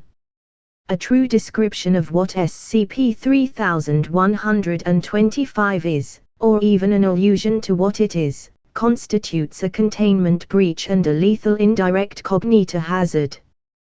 Do you see? It's a defense mechanism. This information-swallowing behavior is just the outer layer, the poison coating. It protects the entity from discovery while it infests our reality. And as years pass, the manifestations will continue, growing denser and knitting together, until the whole world is drowning in them, and everybody will be screaming, why did nobody realize what was happening? And nobody will answer, because everybody who realized was killed by this system. Do you see it, Marion? See it now. Wheeler is at the core of Foundation anti-mimetic science. She had all the raw data readily accessible. There are extensive written calculations on the walls, but she doesn't need to read them, she can do them in her head. All it took was that slightest push, that slightest suggestion. Staring through the laptop screen, eyes wide and defocused, she understands how it all links together. She sees SCP-3125. She feels dwarfed by it. She's encountered terrible, powerful ideas before, at every level of mimeticity, and subdued them or even recruited them, but what she's picturing now is on another order of magnitude from what she knew to be possible. Now that she knows it's there, she can feel it like cosmic radiation, boring holes in the world with its thousands of manifestations and freely laying waste to anybody who recognizes the larger pattern. It's not of reality, not of humanity. It is from a higher, worse place, and it is descending. The other Wheeler presents her finished diagram. She has drawn a mutated, fractally complex grasping hand with five-fold symmetry. It has no wrist or arm, just 5 long human fingers pointing in 5 directions. At its core, there's a pentagonal opening which could be a mouth. But the diagram was already there. It's plastered across the wall in the background of the video, plain as day, a meticulous collage in green, easily 2 meters in diameter and showing the same meme complex to 100 times the level of detail. There are smaller diagrams of different elevations arrayed around it like spores, and its arms are spread wide around the seated Wheeler, who sits directly in front of the mouth, with her back to it. Wheeler, watching, does not realize this, and does not turn around. How do you fight an enemy without ever discovering it exists? The Wheeler in the video asks. How do you win without even realizing you're at war? What do we do? 7 years ago there were more than 400 anti-mimetics research groups worldwide. Government agencies, military branches, private corporations, university projects. Many of them were GOIs or subdivisions of GOIs. We were allied with most of them. We were at the spearhead of an anti-mimetics coalition which spanned the whole globe and thousands upon thousands of people. None of those groups still exist. The last one ceased to exist sometime in the last 72 hours. 3 years ago, Foundation Anti-Mimetics was an organization of more than 4,000 people. Now it's 90. There's no war. We've lost the war. It's over. This is the mopping up operation. The only reason we still exist at all is because we have better amnestic biochemistry than anybody else in the world. because that's all you can do when you see SCP-3125. Run away and try to forget what you saw, seek oblivion in chemicals, or alcohol, or head trauma. And even that can't work every time. It's circling in. We meet it over and over again and we don't realize it. There's no way we can stop ourselves from rediscovering it. We're too damned smart. She points at something on the wall, out of view of the laptop's camera. Wheeler, watching, turns to look. In an upper corner of the room there is a constellation of dizzyingly complicated schematics. Bart Hughes's initials are on every page. There's a machine we could build. All it would take is 8 years, a lab as big as West Virginia and all the money in the world. Nothing that the O5 Council would blink at if we went to them. But how do we build that machine without any of us realizing what it's for? It would be like building and launching Apollo 11 without a single engineer deducing that the moon existed. The logistics would be insane, but the secrecy would be well past impossible. Someone would start asking questions. And then it would be over. So what do we do? Find another way, Wheeler says to the unhearing recording. The fatalistic tone of voice makes her angry. What the hell's wrong with you? I could tell everybody to walk away.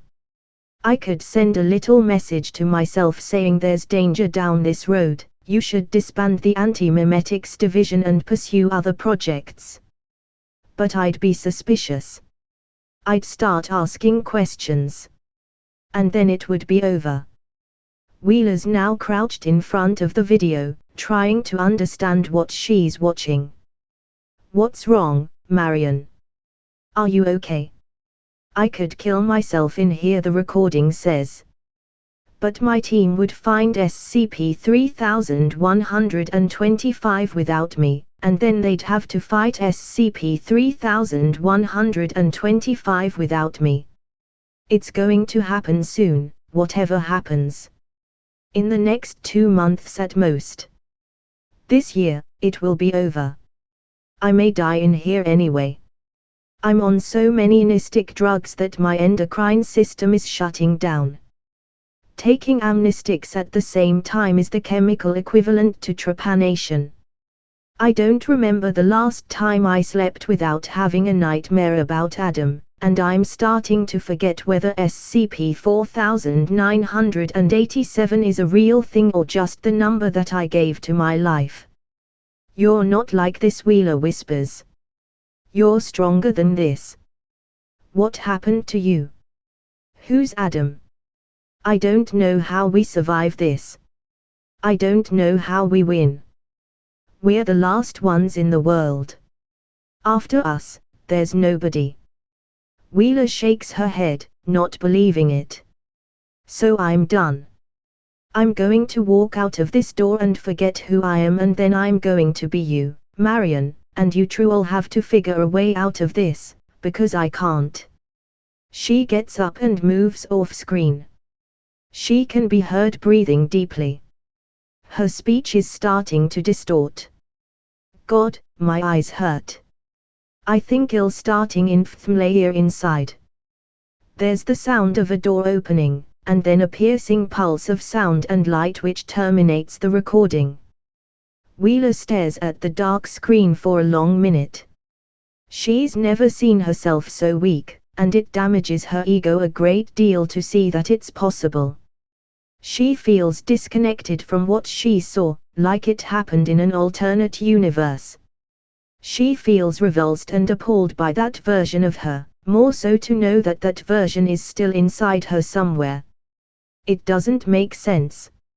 I'm looking at all of the same facts. What made her give up? What did she know that I don't? Who was Adam? The answer to this question is so obvious and sickening that she instinctively distrusts it. She circles around the answer, probing it, trying to find reasons to reject it, but it's inescapable. Adam was someone she knew when the video was recorded, now completely removed from her memory. Adam was someone the thought of whose safety paralyzed her with fear. Someone in the same headspace.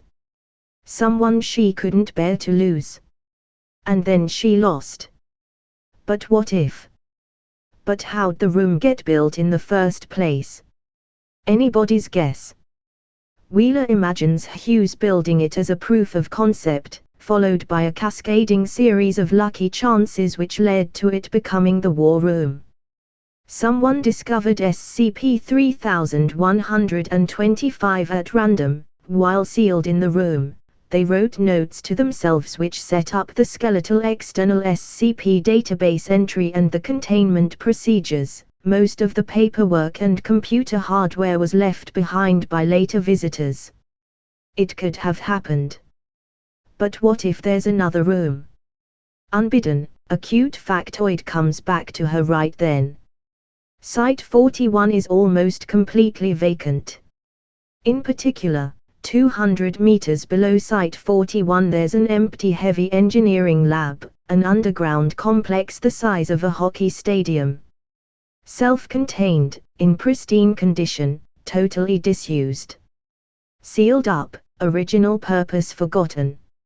Nobody has entered it in living memory.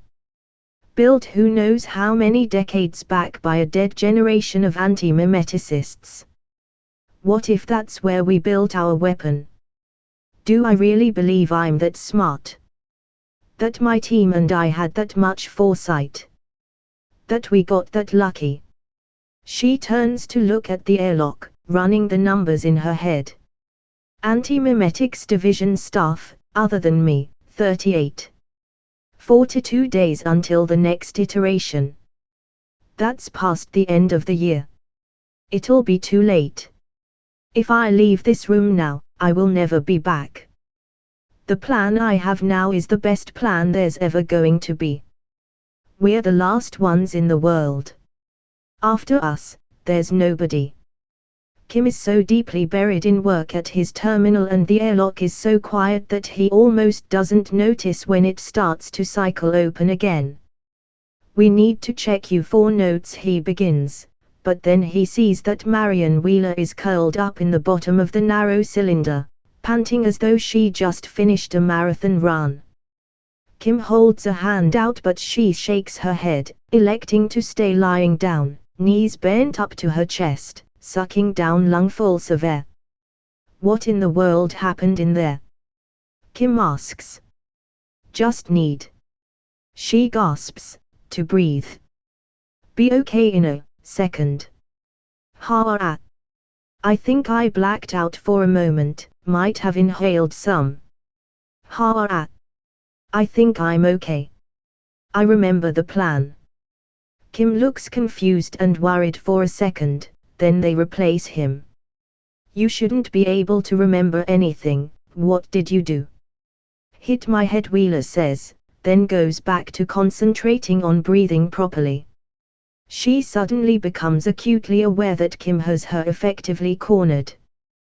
Disliking this configuration for reasons which she's only gradually putting back together, she levers herself up to one shoulder and tries to stand. Kim puts a hand on her shoulder and pushes her back down. You look terrible, he says. There's something in your neck. Do you see that? He points at her throat, then taps the same spot on his own. What? On your neck. I know you've been infected by whatever was in there. We need to act quickly. He reaches for his keyring and unthreads a Swiss Army knife, and unfolds a short, gleaming blade. He does this in such a methodical, ordinary way that Wheeler almost forgets to react when he leans down towards her to cut her throat. Almost. She grips his wrist. They're locked like that for a moment, a tableau. She looks into Paul Kim's eye, but it isn't his eye anymore. She squints, wondering if she's making eye contact with anything but a hole in space. She already feels the force bearing down on her own skull, trying to drill into it, but she knows its shape and that means she can hold out, maybe for a few minutes. She had hoped, prayed, that Kim would not succumb so quickly. And in a crazed little way she'd thought there would be at least a sign, a theatrical doubling over as his mind was wrenched out of its socket. Kim's wrist spasms as he tries to lunge with the knife. Wheeler parries and its tip glances off the airlock interior wall with a screech. They scuffle for an awkward second, then she boots Kim in the stomach with both feet, sending him sprawling in the antechamber. She launches out of the airlock, dives over him and sprints away from the containment unit. She feels SCP-3125 following her as she runs, like a spotlight.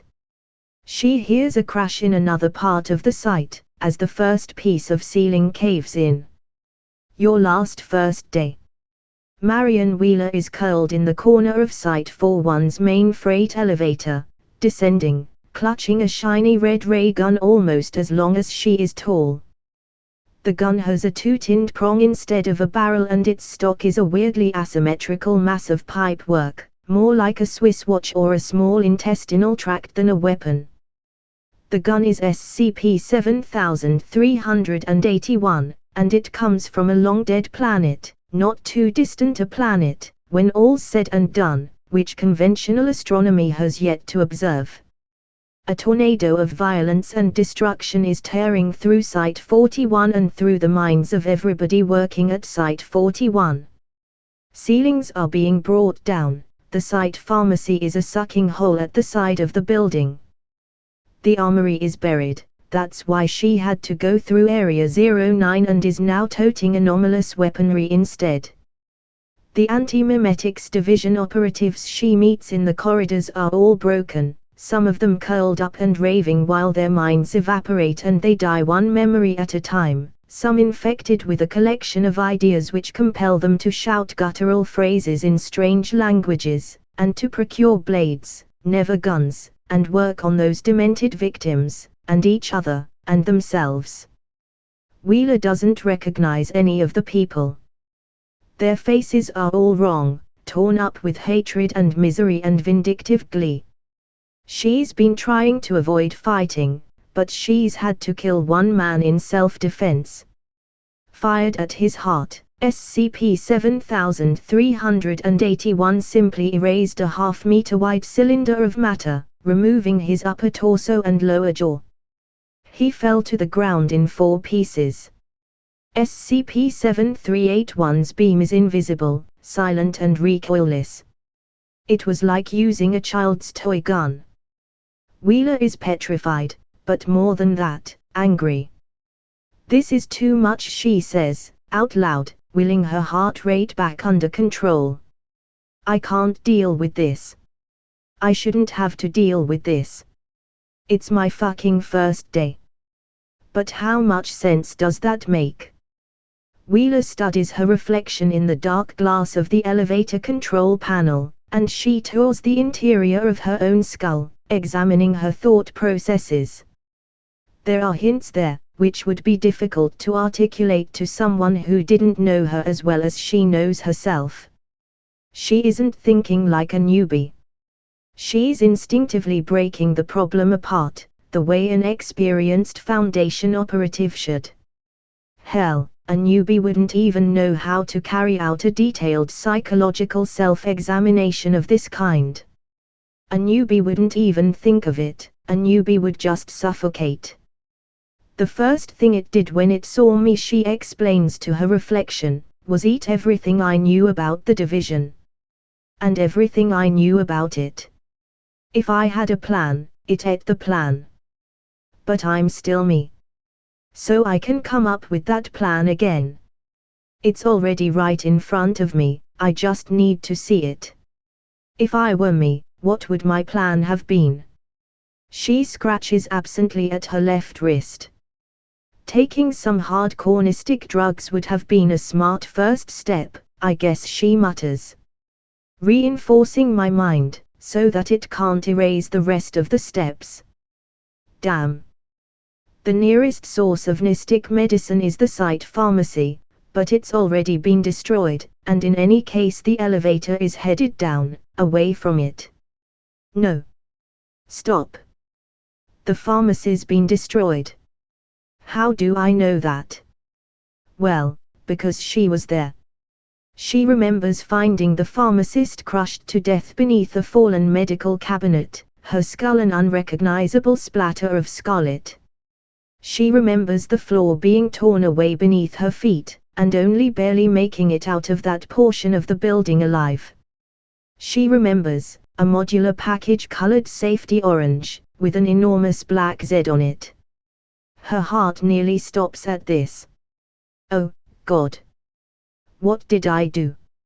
She remembers the dozens of warning signs covering the package. She remembers the 3-factor authorization procedure she had to follow to get into the sealed container where it was stored. She remembers the centimeter-thick book of medical advisory information, which she discarded, and, rolling her left sleeve back, she finds a fresh needle mark with a speck of blood, and remembers administering the injection.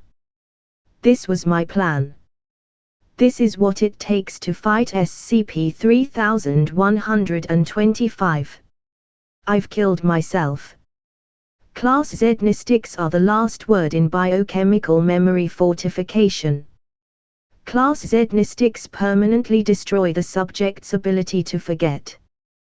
The result is perfect eidetic memory and perfect immunity to arbitrarily strong antimetic interference. The dose is taking effect now. Wheeler didn't read the book because she already knew every word of it. She knows everything that's about to happen to her. She can already feel her mind hardening, like steel, and the developing symptoms of extreme sensory overload. She can see everything. There are extra buttons on the elevator control panel, the lowest of which, the 30th floor below ground level, she's somehow already pushed. The walls of the elevator are covered with graffiti scrawled by the desperate and dying, people whose conceptual presence was eradicated from reality years earlier by the Alistair Gray anti-mimetic kill agent, reducing them to the level of ghosts. In one corner of the freight elevator there is even a half-corpse, unidentifiable, so many layers removed from reality that not even flies can smell it. Its cells winking out of existence asymptotically over the course of years. There is a fistful of tiny white worms exploring the floor of the elevator car, near where she's sitting. Revolted, Wheeler shuffles back from them, shaking one or two more of them out of her hair. The worms are among the most widespread and successful anti-mytically cloaked organisms in the world. They are everywhere, in every biome, in every room. She can hear a long, alarming drone noise, a continual roaring which has the texture of ambient noise and is continually getting louder. It's as if it's been there for her entire life, and it's only now that she's begun to hear it. It's too much data. Too much sound, too much light. Having her eyes open is like jamming them full of needles. She clamps her hands over her ears and screws her eyes up. Even like this, she feels the vibration of the elevator's slow descent and the heat of the failed air conditioning and the movement of her clothes on her skin, and meanwhile her vision is flooding instead with what could be hallucinations. The human sensor routinely generates huge amounts of data and the human brain is adapted to discard almost all of that data nearly immediately. Altering the brain's behavior to retain that data is extremely dangerous even for very short time spans. Wheeler takes one hand away from her ear for just long enough to punch the metal wall of the elevator car, bloodying 2 knuckles. The pain gives her a focal point, a memory which screams a little louder than the rest. And she finds the plan. She doesn't remember it. She bootstraps it from first principles, in a handful of minutes, just like she's done 100 times before. I know how to beat you, she says. No, SCP-3125 says to her. You don't. Asterisk. The elevator stops at the 30th floor below ground and its doors grind open. They wait, open, for a long time. Further up the elevator shaft there are the distant rumbles of more parts of Site-41 being reduced to crumbs. Still crouched in the corner, Wheeler mutters, "SCP-3125 doesn't have a voice." "Of course I do," it replies. SCP-3125 is a 5-dimensional anomalous metastasized mass of bad memes and bad anti-memes and everything in between, seeping through to our physical reality. It isn't coherent and it isn't intelligent. It can't communicate. This is an auditory hallucination. SCP-3125 scoffs. "You know what I hate most about you, Marion? You're consistently, eternally wrong, and yet you're still alive. All those lost battles, every year of that entire lost war, but somehow you always cobble together enough dumb luck to walk away unscathed. The eternal sole survivor. You don't deserve that kind of luck. Nobody does."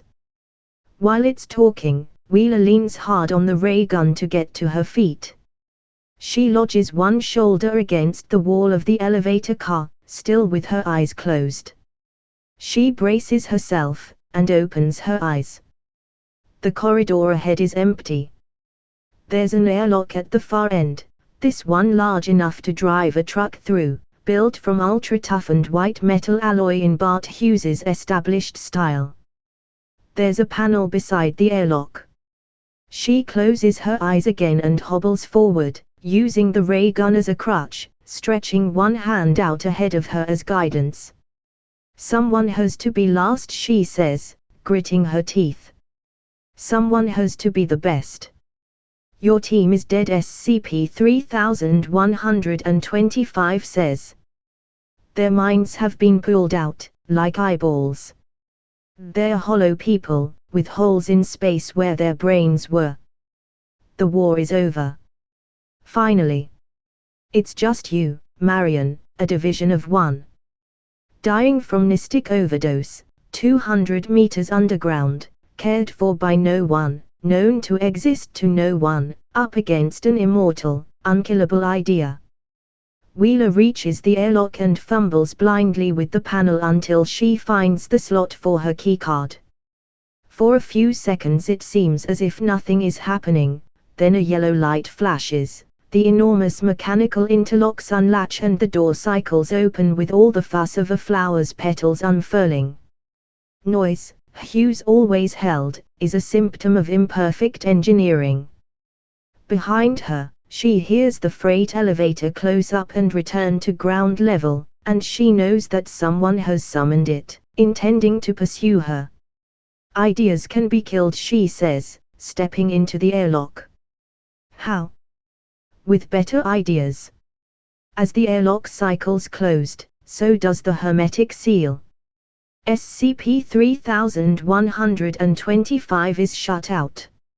If something can cross over from conceptual space into reality, taking physical form, then something can cross in the opposite direction. It must be possible to take a physical entity, mechanically extract the idea which it embodies, amplify that idea and broadcast it up into conceptual space. A bigger idea.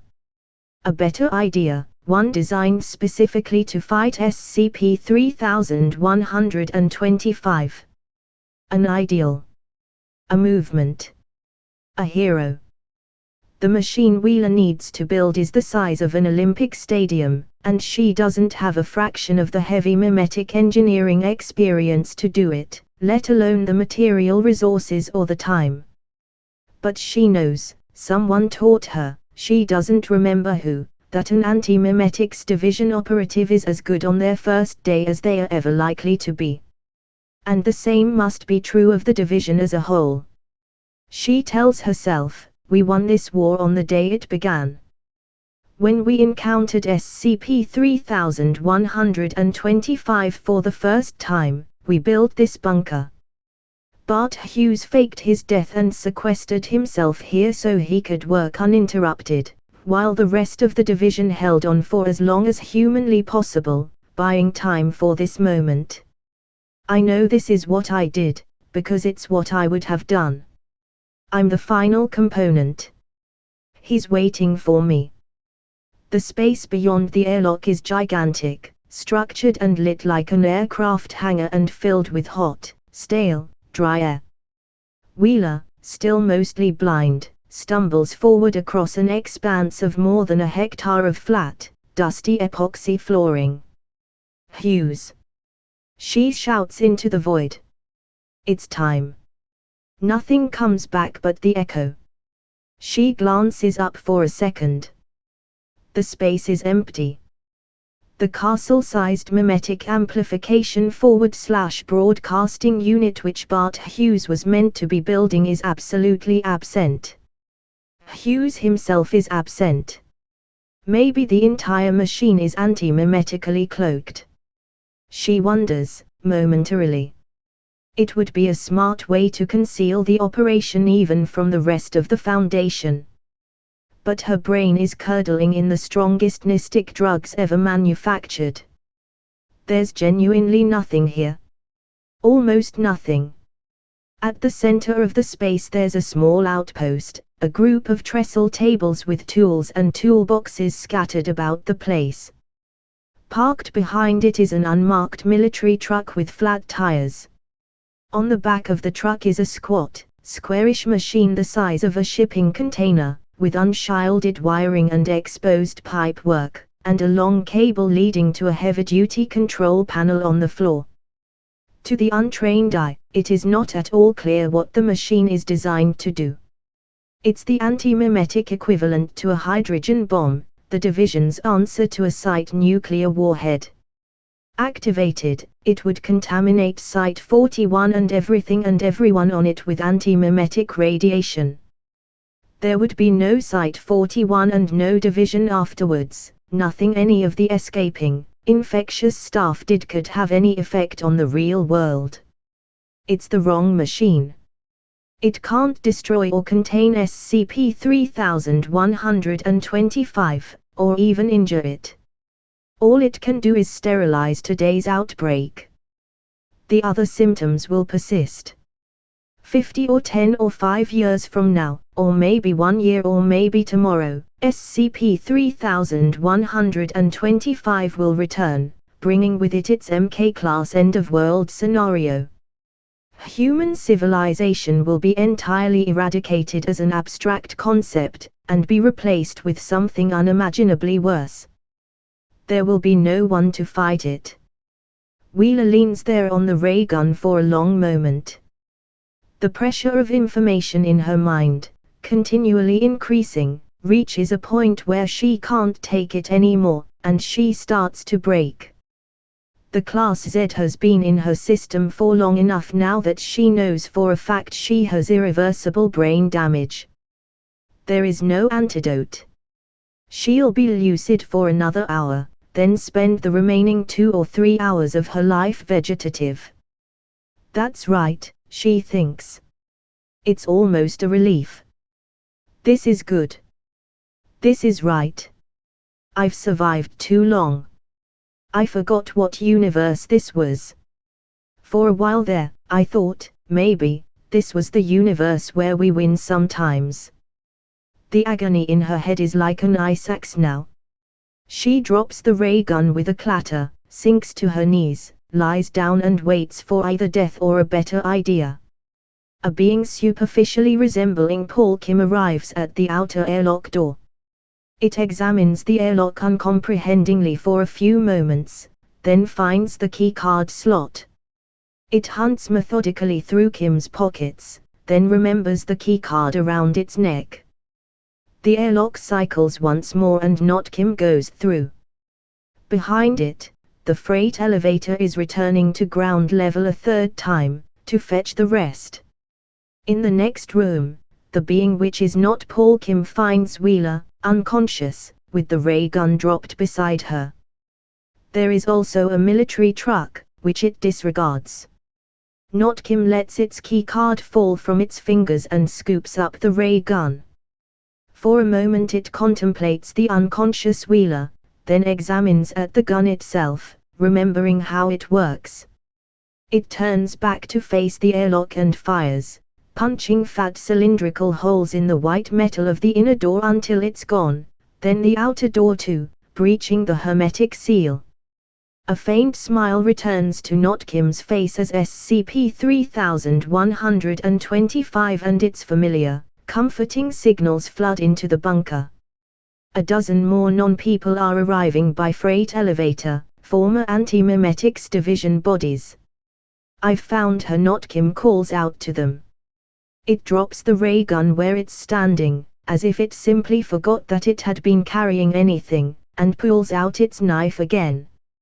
It holds the knife between two fingers, in a casual, offhand sort of way, as if it were a pencil or screwdriver. The infected non-people gather with Notkim around Wheeler, looking down at her with alien expressions of disgust, or pity, or malice. "Why isn't she opening up properly?" someone asks. "She can't meet them unless she wants the signals." "Start with her eyes," says someone else. "It'll make the rest of her easier to correct." Notkim leans down to start work, then hesitates, its knife a few centimeters from Wheeler's eye. She's whispering something, so quietly that only it can hear her clearly. "None of this happened, Paul," she says. "You and I never existed. There is no Anti-Memetics Division."